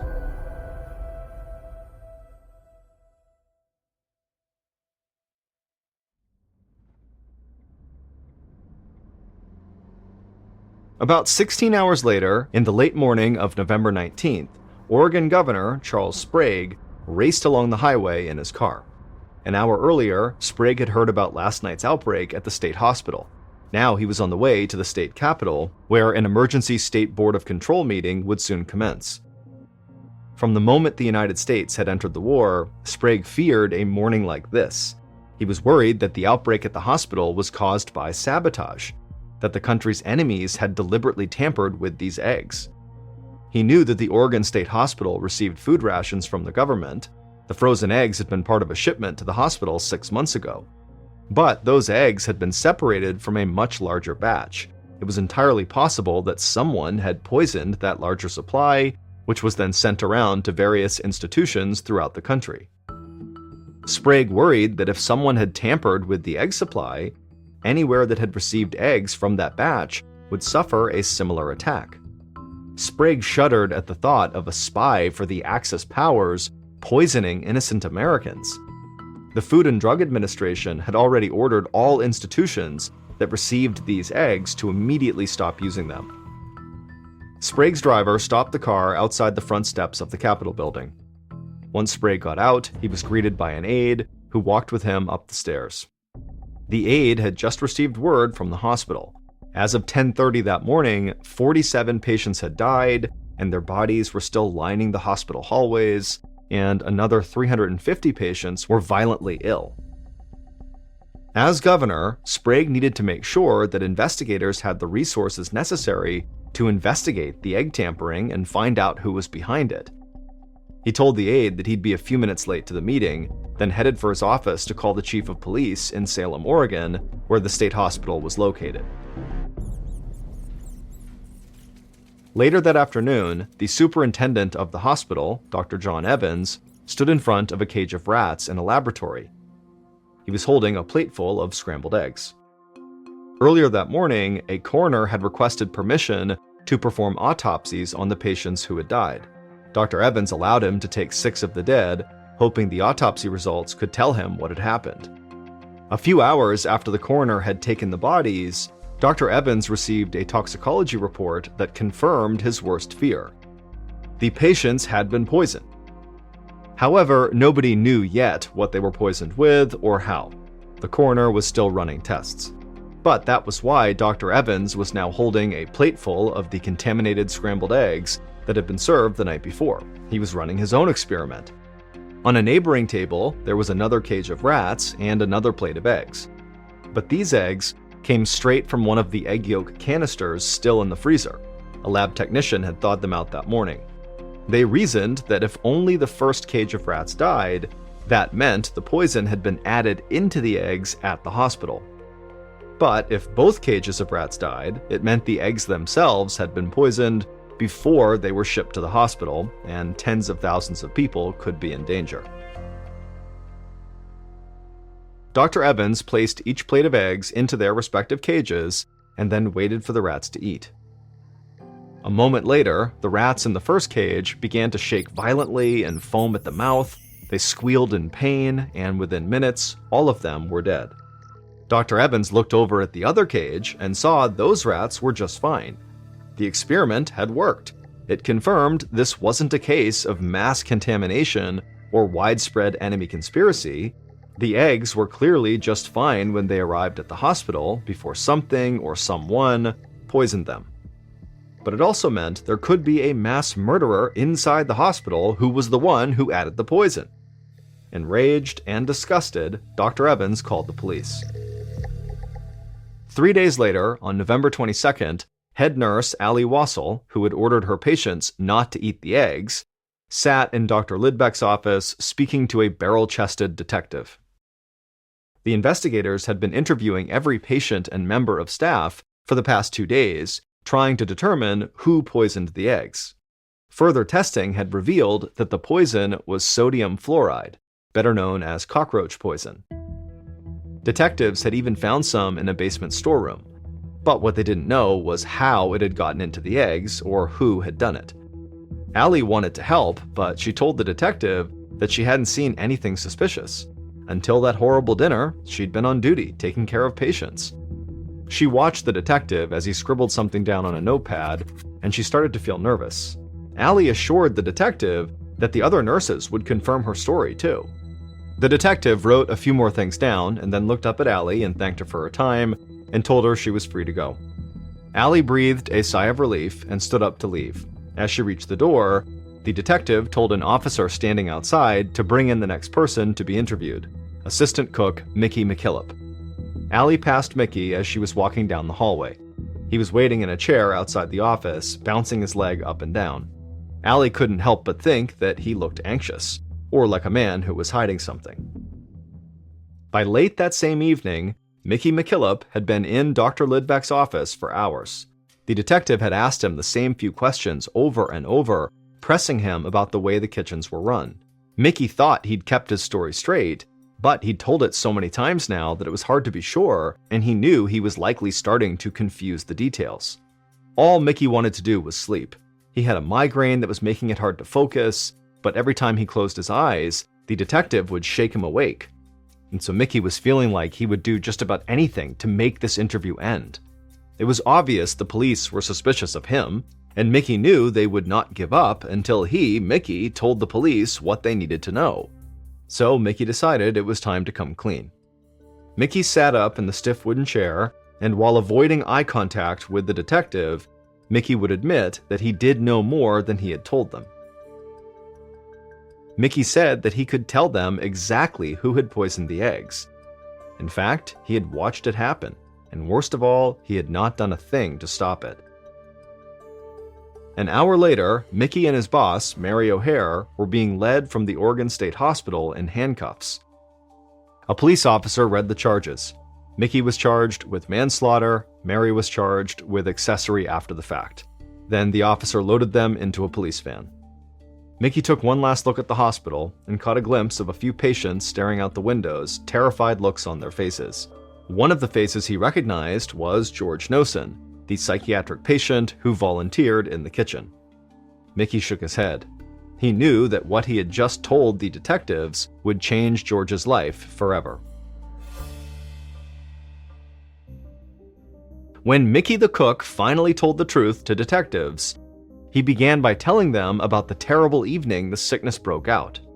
While the nursing staff was running around treating all these patients who were vomiting up blood, Mickey saw George Nosen cowering in the hallway, and suddenly Mickey had a terrible thought. He grabbed George and asked him to retrace his steps from that afternoon. Mickey and George mimed preparing the eggs, getting the frozen yolks, lighting the stove, getting some water to help warm them. Then Mickey followed George down the kitchen steps in search of the powdered milk that made the eggs creamy. At the bottom of the steps, there were 2 storeroom doors. Instinctively, Mickey leaned toward the storeroom on the left, which held dry goods, but George led him to the storeroom on the right, which held fruits and vegetables. Mickey felt an icy chill run through him. He watched George turn the key and open the right door. George pointed to a large, unmarked tin canister sitting on the ground inside. It was open and filled with white powder. A scoop was sticking out of the powder like it had just been used. Mickey's stomach dropped, but he tried to look unbothered. He thanked George and sent him to his room. Then he ran back upstairs and grabbed his boss, Mary, and showed her the canister George had just pointed out. Mary went white as a sheet. It was against the rules for Mickey to have given keys to a patient. Mary told Mickey that she did understand why he'd done it. They were so understaffed, he'd been desperate for help. But if anyone found out, they were both done for, and so they agreed to keep it a secret. Mary had kept her promise and said nothing, but Mickey eventually broke and told the story to the detective in Dr. Lidbeck's office. Once the detective got Mickey's confession, they knew who had poisoned the eggs at the Oregon State Hospital and how they had done it. That fateful night, George had taken the keys to the storeroom and headed down to the basement. But he went into the wrong storeroom. He went into the right door, and he brought back a heaping scoop of white powder that he believed was powdered milk, but it wasn't. He then poured that white powder into a vat of scrambled eggs, and in doing so, George had accidentally poisoned his fellow patients with sodium fluoride, aka cockroach poison. To this day, nobody knows why the poison was kept in that storeroom with the fruits and vegetables. In adults, a lethal dosage of sodium fluoride is just 5 to 10 grams, which is a bit more than what you'd find in a sugar packet. Well, George had accidentally spiked the eggs with 5 pounds of poison. In the end, the charges against Mickey the cook and his boss Mary were dismissed. The hospital was held liable since the real culprit was gross understaffing. The only person who suffered any real consequences for the mistake was George, who was unable to leave Oregon State Hospital for another 41 years. George was never the same after that night. He couldn't forgive himself for what he'd done, even if it was just a tragic mistake. The patients who remembered the outbreak bullied him relentlessly for decades. And after a while, George started fighting back. He got into physical brawls on multiple occasions. And then, in 1983, he got into a big altercation with an older inmate, and during it, George was severely injured and died as a result. One morning in late February of 1982, a 42-year-old man named Sam Drash was standing inside of his office, which was inside of a United Methodist Church building in Memphis, Tennessee. And as he stood there, he was frustrated. His arms were crossed, and he was staring down at an empty bowl on his desk. So Sam was the headmaster of an elementary school that was inside of this church. This church building was massive. It not only had, the main chapel and this elementary school, but there were also dozens of offices. There was a full gymnasium, a full kitchen, laundry facilities. I mean, this place was massive. As for Sam, he spent the majority of his time in his office doing administrative work for the elementary school. And because he was at his computer all the time, just kind of doing this busy work, he found himself wanting to snack a lot. And so he needed like a healthy snack to binge on. And he found, mixed nuts were the thing he liked to eat the most that were, sort of healthy. And so he always had this big bowl of mixed nuts on his desk that he always kept full. But this morning, when he walked into his office, this big bowl of mixed nuts was inexplicably empty. And he knew the night before he had filled the bowl up, and he didn't come in between last night and now, so, who ate the mixed nuts? And so feeling pretty annoyed, he's like, all right, somebody must have come in here and taken them, okay, fine. And so he left his office and headed to the kitchen to get some more snacks. When Sam went inside the kitchen, he saw the church's cook was at the counter cutting vegetables. And so Sam said hello to the cook and then walked right over to the pantry where the snacks were. He opened it up and he looked at the shelf where the mixed nuts always were, and the entire container was gone. And in addition to that, Sam's scanning the other shelves and seeing that a lot of snacks that he knew were typically in this pantry were also gone. It was like someone had raided the entire pantry. And so Sam, he turns to the cook and goes, hey, was there like an event here last night where they would have handed out a lot of snacks? Because I feel like all the snacks are gone here. And the cook, who at that point was still chopping vegetables, he stopped, put the knife down, and he turned and looked at Sam and said, I'm glad somebody else has noticed this, because for the last month, food has been going missing for no reason. I don't understand what's happening here. The cook told Sam that at first, the food that was going missing was pretty minor. It was really just snacks and just here and there, not a big deal. But he said more and more lately, it wasn't just snacks going missing. It was actually stuff from the fridge. And he told Sam that, at night, he put a padlock on the fridge specifically to keep people out of it, in particular the kids, who would come in and like raid the fridge.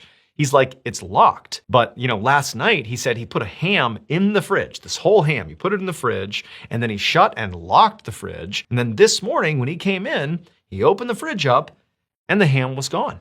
And he literally walked over to the fridge, opened it up and showed Sam the shelf where this huge ham was supposed to be, but now it was just gone. The cook told Sam that he had already spoken to church administrators about this strange issue, when he flagged this morning that this ham was now gone. And while they said they'd look into it, they admitted to the cook that they really didn't know what to think of it. It was just very confusing how this was even happening. At this point, Sam was just totally irritated because now he knew, one, he would have to go do his admin work without any snacks. But two, it was pretty clear that, some of the kids, probably from his school, had likely begun sneaking into the kitchen and taking snacks. And also very likely, they must have gotten a hold of the key to the padlock on the fridge, and now they're kind of escalating, stealing whole hams from the fridge. I mean, this whole thing was just totally annoying and really bad behavior. And so Sam figured he would likely have to deal with the kids at some point. But Sam told the cook, look, for right now, what I'll do is I'll also talk to administrators and I'll have somebody come in here and they'll replace the lock on the fridge. A few days later, on March 3rd, Sam walked into the church building and began heading down the hallway towards his office. For the past couple of nights, things have been quiet at the church. Sam had the lock replaced on the fridge, and it seemed like that had solved the issue of things going missing in the fridge. And also Sam had replaced his mixed nuts supply, and nobody had taken any. So it seemed like, whatever was going on, maybe there was a prankster or something that clearly, changing the locks and maybe putting some additional pressure on the church administrators to let people know to stop doing this had its effect, because things were back to normal. But as Sam was walking down the hallway, he passed by the kitchen, which was open, and as he passed by, the cook who was in there saw Sam and said, "Hey, come in here, I gotta show you something." And so Sam stopped, he goes into the kitchen, and the cook is standing by the fridge, and the fridge is open, and he can kind of see there's a look on the cook's face like, "Hey, you gotta see this." And so Sam kind of has a sense of where this is going. He walks over to the cook, and the cook points to an empty spot in the fridge. And he said, "Look, right there. There should have been several bottles of soda right there, and they're gone." And so Sam's like, okay, that's not good. Clearly this is still happening. But the cook is like, "No, this is after the locks have been changed. There's only a handful of people that have access to the keys, and it's like church administrators who definitely would not be taking this soda. So I don't understand how this is even happening." And Sam's like, "Yeah, you're right. That does sort of change things. How is this happening?" But before Sam could ask any follow-up questions, the cook was like, "This isn't all either. This is just one thing I've noticed. The other thing that's going on now, ever since we changed the locks, is someone is also beginning to mess with my personal stuff." He told Sam that every day when he was done in the kitchen, when he would leave, he would always leave his work shoes and his apron in one spot in the kitchen. He would leave them right there, he would leave, and then the next morning when he would come back, his things would be right there, he'd put them back on, and he'd get to work. But ever since changing the locks, when he had come into the kitchen, his stuff would be moved. His shoes at one point were on the counter when he came in, and his apron was put somewhere else. But nobody was stealing from him. It was like they were just messing with him. And the cook said to Sam, "I just don't get it. Why are they doing this? This can't be satisfying. They don't even see my reaction to this stuff. What are they doing just messing with my stuff?" Sam was equally baffled by this. And he just told the cook, "Look, I'll talk to administrators again and see if there's anything we can do, change the locks again. I don't know, but I'll see if anybody can help us here, because I really don't understand what's happening." And so Sam left the kitchen and headed down the hallway towards his office with the intent to go in there and write up a report about what had just happened and hand it over to the administrators. But when Sam walked into his office, he noticed there was something sitting right in the middle of his desk that had not been there the night before. It looked like a paper towel. And so Sam, he walks up and he sees it is a paper towel, but there's a note scrawled on this paper towel, sort of like hectic, chaotic handwriting, like somebody was in a rush writing this note. And clearly they've left this note for him. And so he sits down at his desk and he begins to read the note, and it's totally upsetting. The note referenced the recent murder of this 15-year-old girl named Leslie Gaddis, who had been killed not far from the church in Memphis, Tennessee. This case was all over the news, and so Sam and basically everybody at the church had heard about it. And so he's seeing that the note is referencing this girl, but more than that, the note insinuated that there was something in the church's attic that would change everybody's understanding of this murder case. And so Sam's like, is this a prank? Like an awful prank?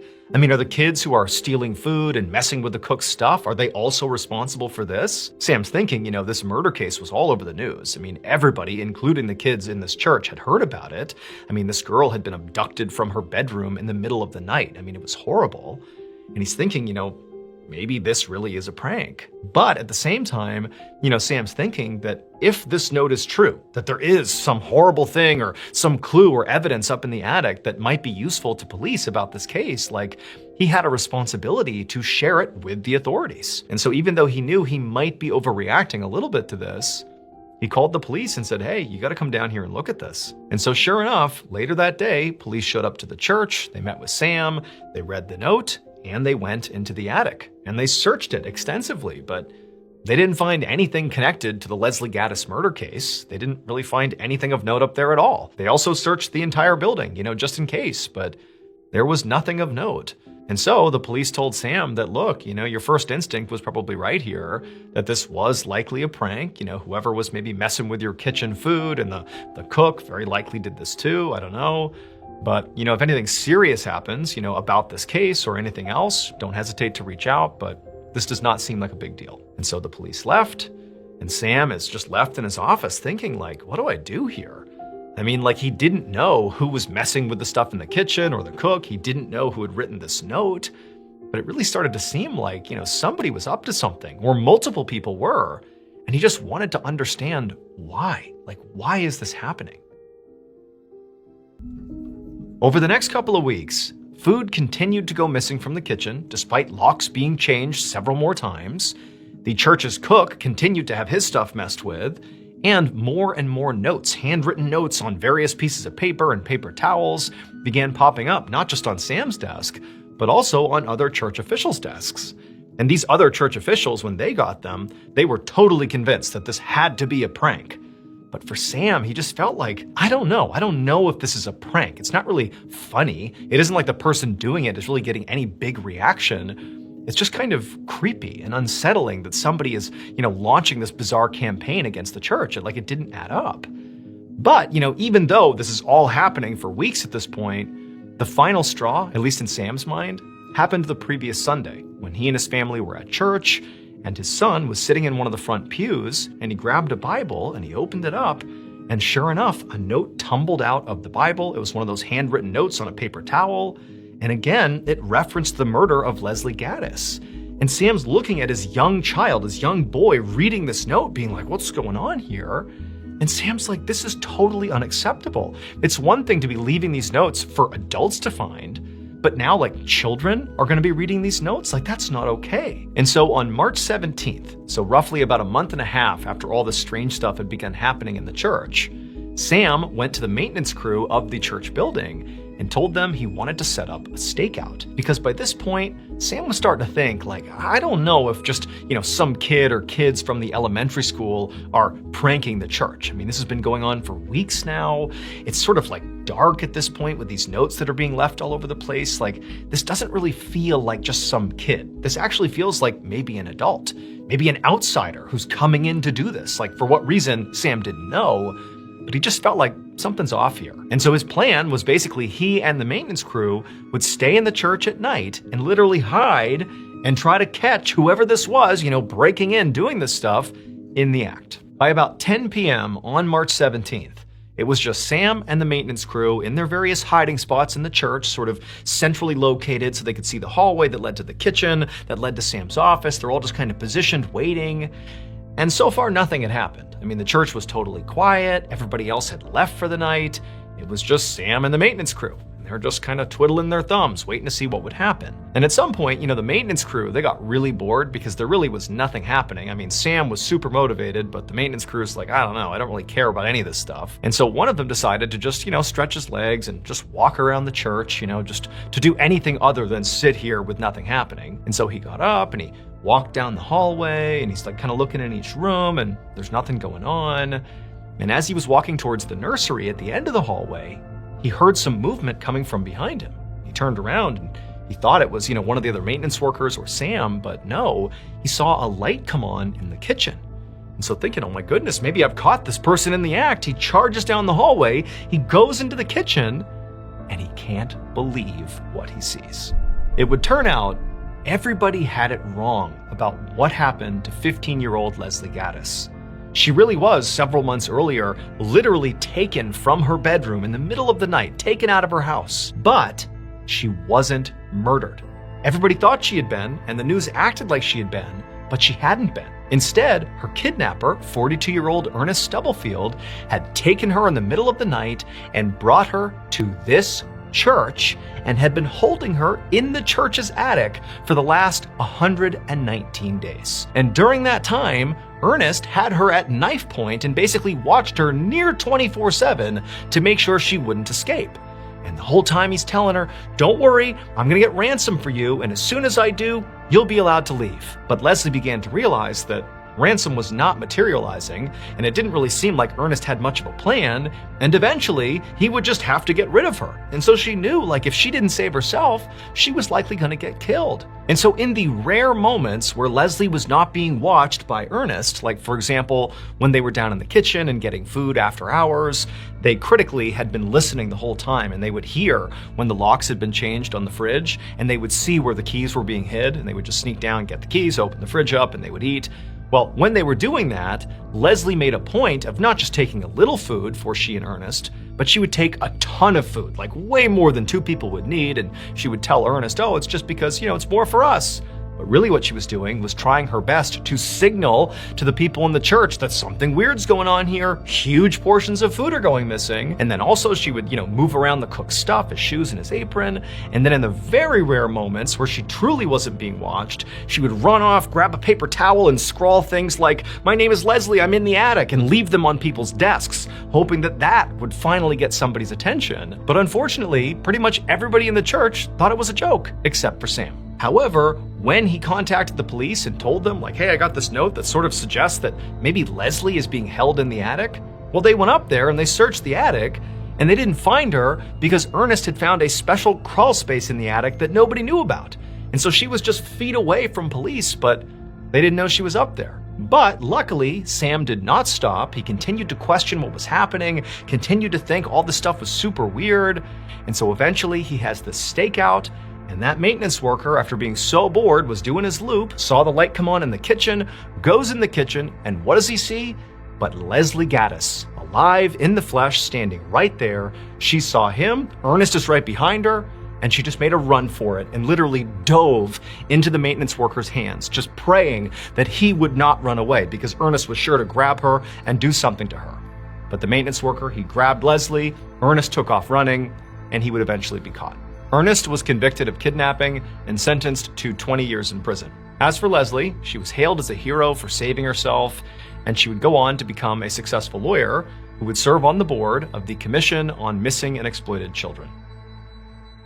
On September 12, 1916, residents of the little mining town called Kingsport, Tennessee, left their homes and packed the main street. Because on this day, a traveling circus called Sparks' World Famous Shows was coming to town. The performers in this traveling circus were going to put on a big parade and then end it with a traditional circus act. This was going to be the most exciting and biggest event that had ever happened in Kingsport. Kingsport was not an affluent place. Most people lived in tents instead of homes, and many of the roads were mud. And so they were really desperate for something fun and exciting to happen. By around noon, all the residents who were lining the main street began hearing the sound of music off in the distance. And then from around the corner came clowns who were banging cymbals and blowing on kazoos. And then there were acrobats and dogs painted different colors. And there were men juggling and walking on stilts and walking upside down. There were horses and lions and trained sea lions. I mean, this parade was a total spectacle, and the residents of Kingsport loved it. They were screaming and cheering with excitement. But the most exciting part of this parade were the elephants. There were 5 of them, and they were at the front of the parade, and they each had their trunks wrapped around the other elephant's tail. So they were walking in a line. And the elephant at the very front of these 5 elephants was very clearly the star of the show. Her name was Mary, and the owner of the circus, whose name was Charlie Sparks, advertised Mary as being the largest living land animal on Earth. She weighed more than 5 tons, which is 10,000 pounds, and Charlie had had her since she was a baby, and he had taught her many tricks. She could stand on her head, she could play 25 songs on a trumpet, and she could throw a baseball. Charlie loved Mary like she was his child, and Charlie knew that Mary was really his ticket to real success. At this time in America, there were lots of other traveling circuses that Charlie had to compete with, and generally speaking, Charlie's circus was on the smaller side. And so this was frustrating for Charlie because he was always trying to find new ways to grow his circus and make it more fun and enjoyable, but a lot of his efforts didn't really work out. However, he at least had Mary, who always seemed to draw a crowd. And when Mary walked down Main Street of Kingsport, everybody was totally amazed by her, and they were totally jealous of the man on her back who got to ride her. It was her handler. His name was Red Edridge. When the parade finally came to an end, and Charlie was getting ready to shift the entire performance from parade to traditional circus act, Red, Mary's handler, took Mary and led her over to a nearby pond to let her get a drink of water. Red, who was 38 years old, was new to elephant handling. In fact, Charlie had hired him just a day earlier when Charlie's show had passed through Virginia, where Red was working as a janitor. Animal handlers in Charlie's show were all trained to treat the animals gently, especially Mary. But Red was a grouchy person who was a very skinny guy with bright red hair, and he had been teased for much of his life, which had kind of made him a mean person. And so as he and Mary are walking over to this pond, Mary saw a watermelon on the ground and stopped to eat it. And as she was doing this, Red noticed there was a group of people kind of forming up around them, just kind of amazed by Mary. And they were noticing that Red was trying to get Mary to go to the pond to get her drink of water, and she wasn't listening. She was focused on the watermelon. And so Red very likely started to feel insecure, that they would think he wasn't in control of the animal. And so he got mad, and he took his metal prod and he jabbed it into the side of Mary's head, right behind her ear, breaking her skin. Now, Mary was a very gentle creature, but over the past 24 hours that Red had been her new handler, he had been cruel like this. And so when he poked her with that prod, it was like Mary snapped. Mary dropped the watermelon, turned to face Red, and Red, he's startled by this and just kind of stares up at Mary, wondering what's going on. And Mary would wrap up Red in her long trunk and throw him into a nearby drink stand. At this point, the crowd of children and other people from Kingsport who were watching Mary started to scream and run away.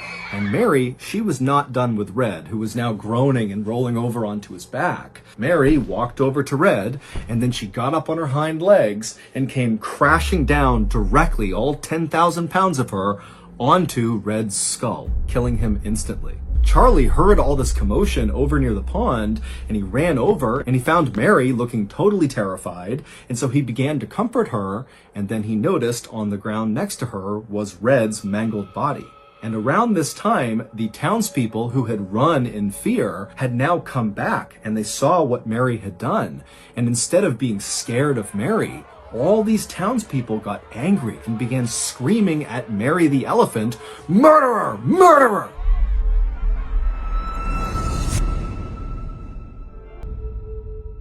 This was, of course, a worst-case scenario for Charlie, just from a business perspective, because Mary was the star of his show, and she had just very publicly killed her handler. In the hours after Red's death, news of murderous Mary began spreading around town and to other towns nearby, and before long there was a mob of people trying to kill Mary who had to be held back, and then also the sheriff of Kingsport at some point came up to Mary and fired his gun at her, but Mary was so big and her skin was so tough, the bullets did not penetrate. Also, within hours of Red being killed, the town that Charlie and his circus were supposed to go to next sent word that they were not allowed to come if Mary was going to be with them.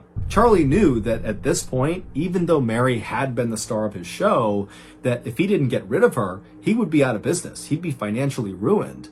However, he loved Mary. She was his oldest and most loyal partner, and he couldn't imagine giving her up. But Charlie was also very ambitious, and he had a whole crew of people in his circus that depended on doing these shows to make a living. And so, on the night of Red's death, Charlie would lay awake all night just thinking about what he was going to do. And by early the next morning, Charlie had come up with a plan.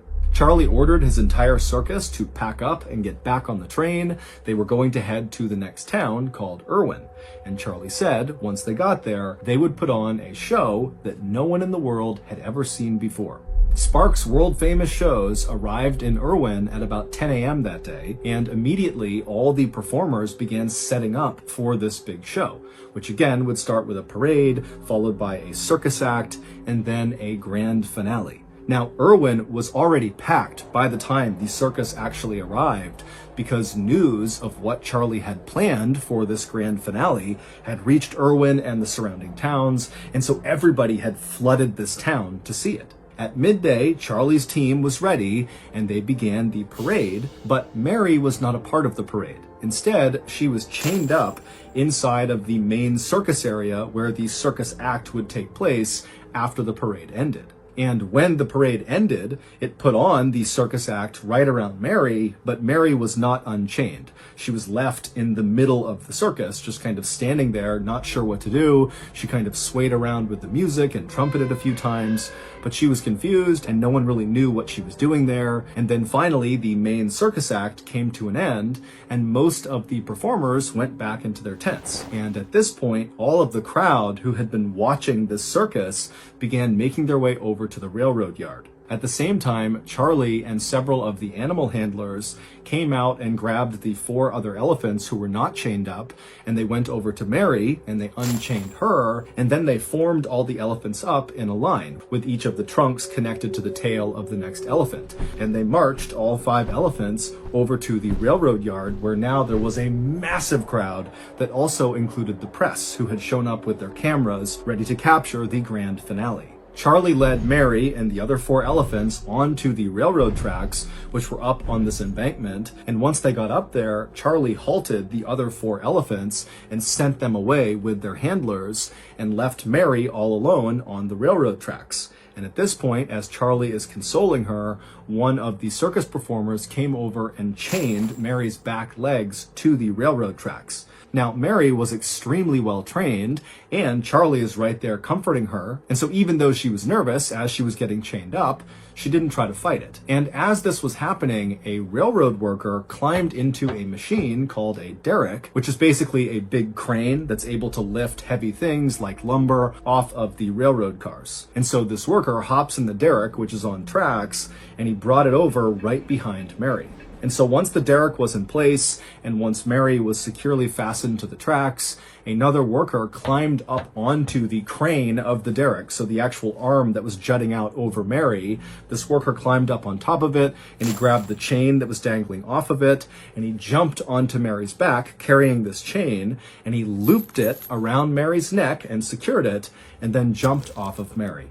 At this point, Charlie, who was still holding on to Mary's trunk and comforting her, gave her one last embrace, and then turned away from her and walked down the embankment toward the huge crowd, who had now gone totally silent, sensing the grand finale was about to start. Once Charlie reached the crowd, he turned around to face Mary. He signaled the railroad worker in the derrick, who then pulled a lever inside of the derrick. At this point, the only sound that could be heard across the whole railroad yard was the sound of this chain that had just been activated slowly being retracted by the derrick. And so as it was pulling Mary up off the ground by her neck. And so as it tightened around Mary's neck, and she realized she couldn't go anywhere because she's anchored to the tracks by her back legs, she began to panic, and she kept looking over at Charlie and trumpeting, trying to get someone to help her. But no help came, and eventually the derrick tightened so much that it lifted Mary's front legs off the ground, and her back legs were still on the ground.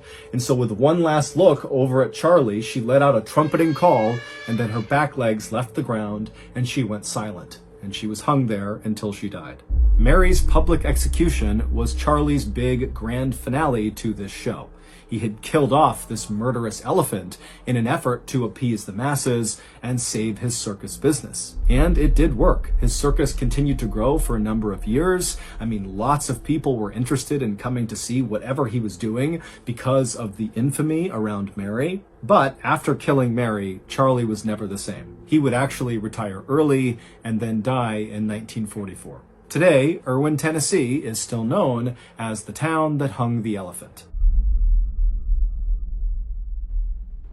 Sheep are known to be docile, compliant, and easily influenced. They They seemed to just mindlessly follow their herd without thinking. But one sheep from New Zealand, who was named Shrek, dared to be different. In 1998, a sheep farmer from New Zealand got up early one morning and headed down to his shearing shed to give his flock their annual haircut. And one by one, the sheep would come in, and the farmer would expertly shear off their wool coats and send them back out to the pasture. But unbeknownst to this farmer, Shrek decided he didn't want a haircut. And in fact, he didn't want a haircut ever again. And so while his fellow sheep were marching down to get their wool cut, Shrek secretly walked to the back of the pen, snuck out the back gate, and ran away up over the hillside without anybody noticing.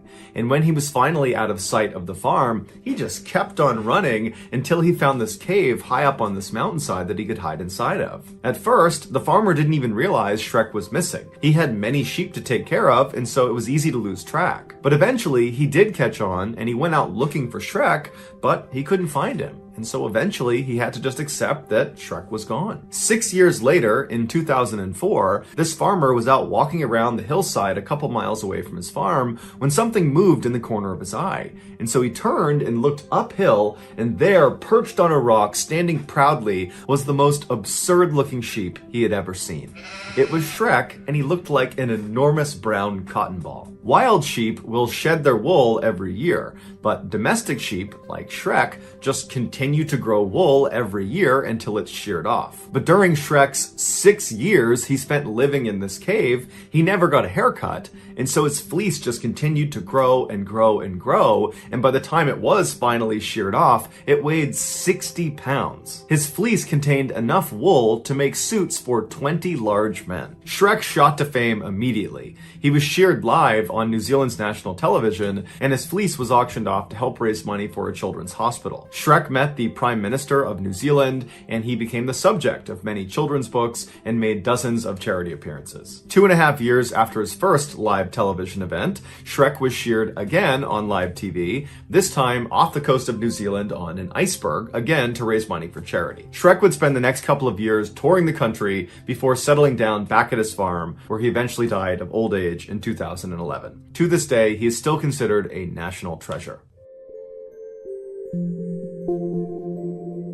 In 1982, a young boy named Leandro was living in southern Brazil with his family. One morning, he got up and went downstairs in his house, and he began looking for his beloved family pet, a tiny young red-footed tortoise named Manuela. The first place he looked was the back room of the first floor, where Manuela spent most of her time, but she wasn't in there. So he decided to search the rest of the first floor, where Manuela was allowed to free roam, but rarely did. But after looking around, he still couldn't find her. He knew she was too little to climb up the stairs to the second floor, so he figured she had to be hiding somewhere on the first floor, so he ran into his kitchen where his family was getting ready for the day, and he enlisted their help to go looking for her. Within an hour, they had turned the entire house upside down and had made their way out into their backyard, but there was still no sign of the little tortoise. And so while Leandro and his siblings were running around their backyard yelling out for Manuela, their father called them over and told them that unfortunately, Manuela was gone. Most likely, she slipped out of one of the doors that had been left open and had found her way into the nearby forest that butted up against their property. Leandro and his siblings begged their father to go looking for Manuela in the forest, but he told them that because she was so small, it would be nearly impossible to find her. Leandro was crushed, and he just prayed that someday that little tortoise would come back to him. 30 years later, in 2013, Leandro and his siblings were now grown adults and had moved out and had started lives of their own. But in January of that year, their father passed away, and so the kids decided to go back to the family home and clear out some of his old possessions. The father was a bit of a hoarder and was always on the lookout for old TVs and microwaves and furniture that other people had thrown away. And he would snatch these things up, he would bring them to his house and stuff them into his upstairs storage closet, promising his family he planned on fixing these things up.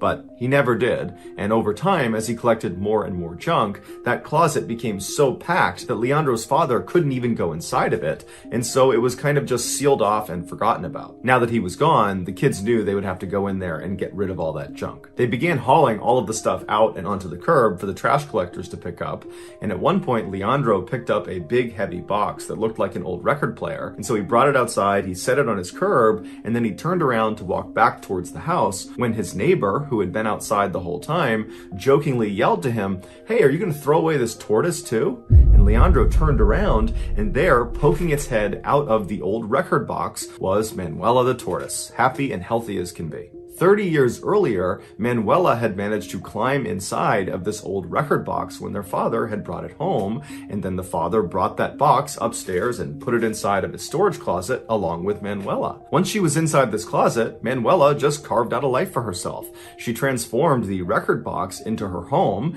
and she would leave it to eat termites and other insects and lick condensation off the walls. Red-footed tortoises are known for being extremely resilient. When food is scarce, they can go 2 to 3 years between meals. And if after that there's still no food, they can lower their body temperatures and other physiological processes and enter into this state of suspended animation that allows them to go even longer without sustenance. Because of this, it's no wonder that tortoises like Manuela live for at least 50 years on average. Leandro rushed over to Manuela, he scooped her up. He had missed her so much he could not believe he was looking at her again. And while Manuela had been doing just fine inside of her closet, she was no doubt very pleased to be reunited with her family. Most people don't realize just how smart crows are. In scientific studies, crows use logic to solve puzzles, and in one study, a crow was given a particularly challenging puzzle that required the understanding of analogies to solve it. And on this crow's first attempt, it immediately recognized the pattern and solved the puzzle within seconds. In the wild, crows will fashion their own tools, like a hook made from a bent twig that they'll use to help forage food more efficiently. Crows will also host these huge funerals for their fallen comrades. But the most fascinating aspect of a crow's intelligence is how they employ it against us. The same way we study crows, crows study people. They watch our behavior to look for patterns to help them determine if an individual is a friend or a foe. Once a determination is made, that crow doesn't forget, and they pass it off to their friends and their family, who will immediately put this information to use, even if they've never had a first-hand experience with the person in question. For the people who are determined to be the worst foes, like people who have tried to do harm to the crows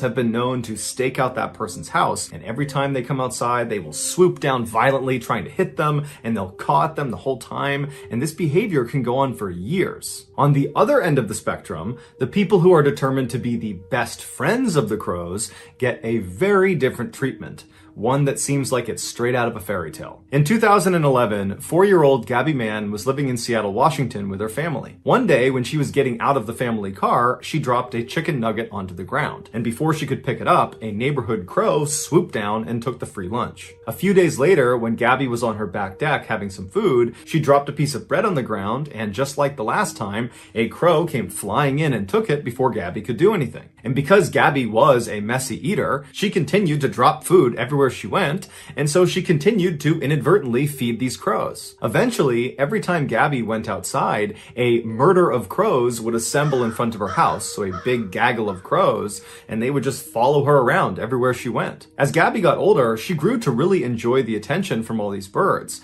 and so she started feeding them huge portions of her lunch before she hopped on the bus to go to school. When she got back in the afternoon and hopped off the bus, there would be this murder of crows sitting on the power line waiting for Gabby. When Gabby's mother discovered where most of her daughter's food was going, she wasn't upset. She was just worried her daughter wasn't getting enough to eat. And so she told her daughter to stop giving away her lunch, and instead they would go out and buy some food just for the crows. And so, starting in 2013, when Gabby was 7, she and her mom began feeding the crows every day. Each morning, they would go out into their backyard and they would refill the bird bath with fresh water, and then they would put peanuts into the covered feeder and scatter dog food in the backyard. And the crows loved it. A few weeks into this new feeding ritual, Gabby went outside one morning to refill the peanut tray when she noticed something was already on the peanut tray. There was a small earring. She brought it inside and she showed it to her mom, and her mom said she hadn't put it there, and so Gabby was convinced the crows had left her a gift. Her mom wasn't sure,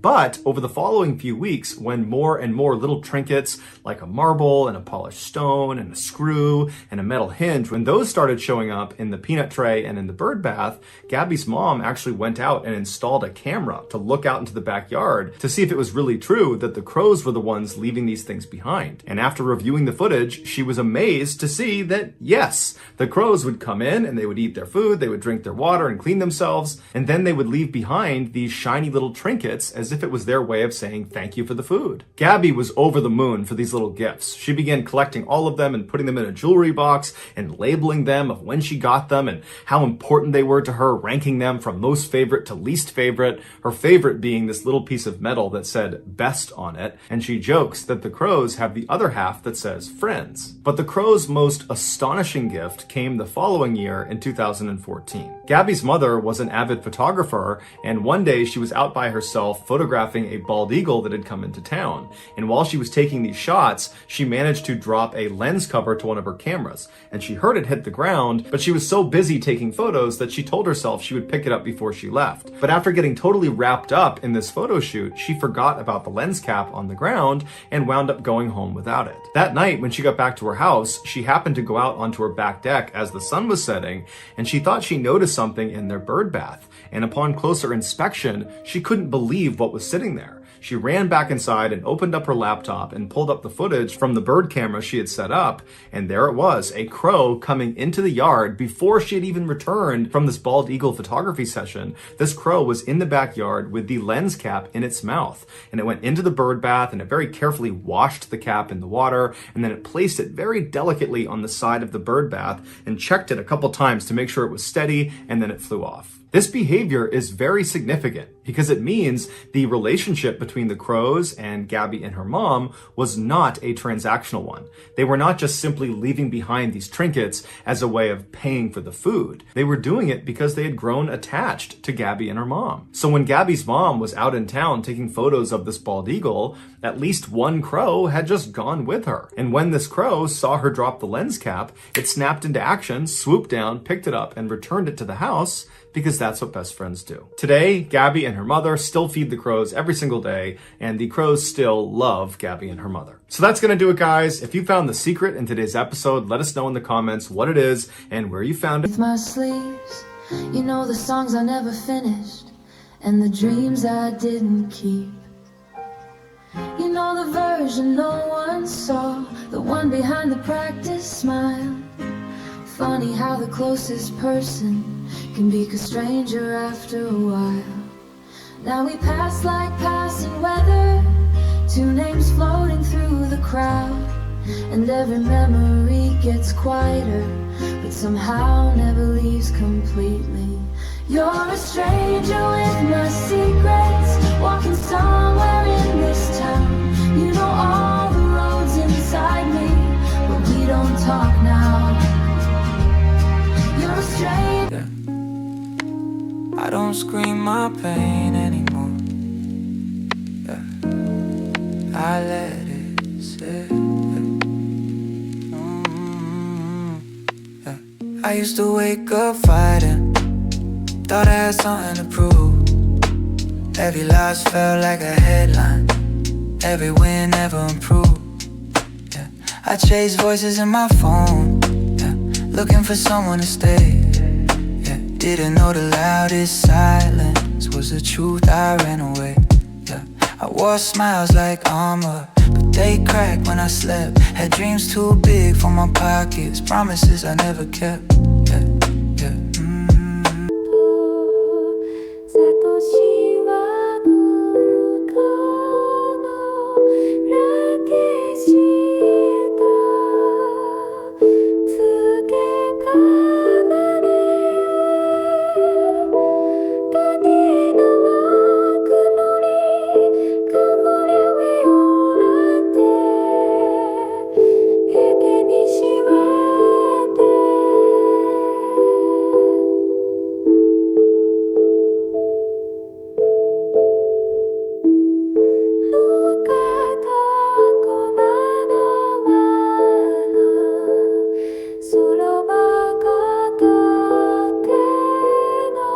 it, so give us the timestamp. And if you're the first to do that, we will pin you at the top of the comments section.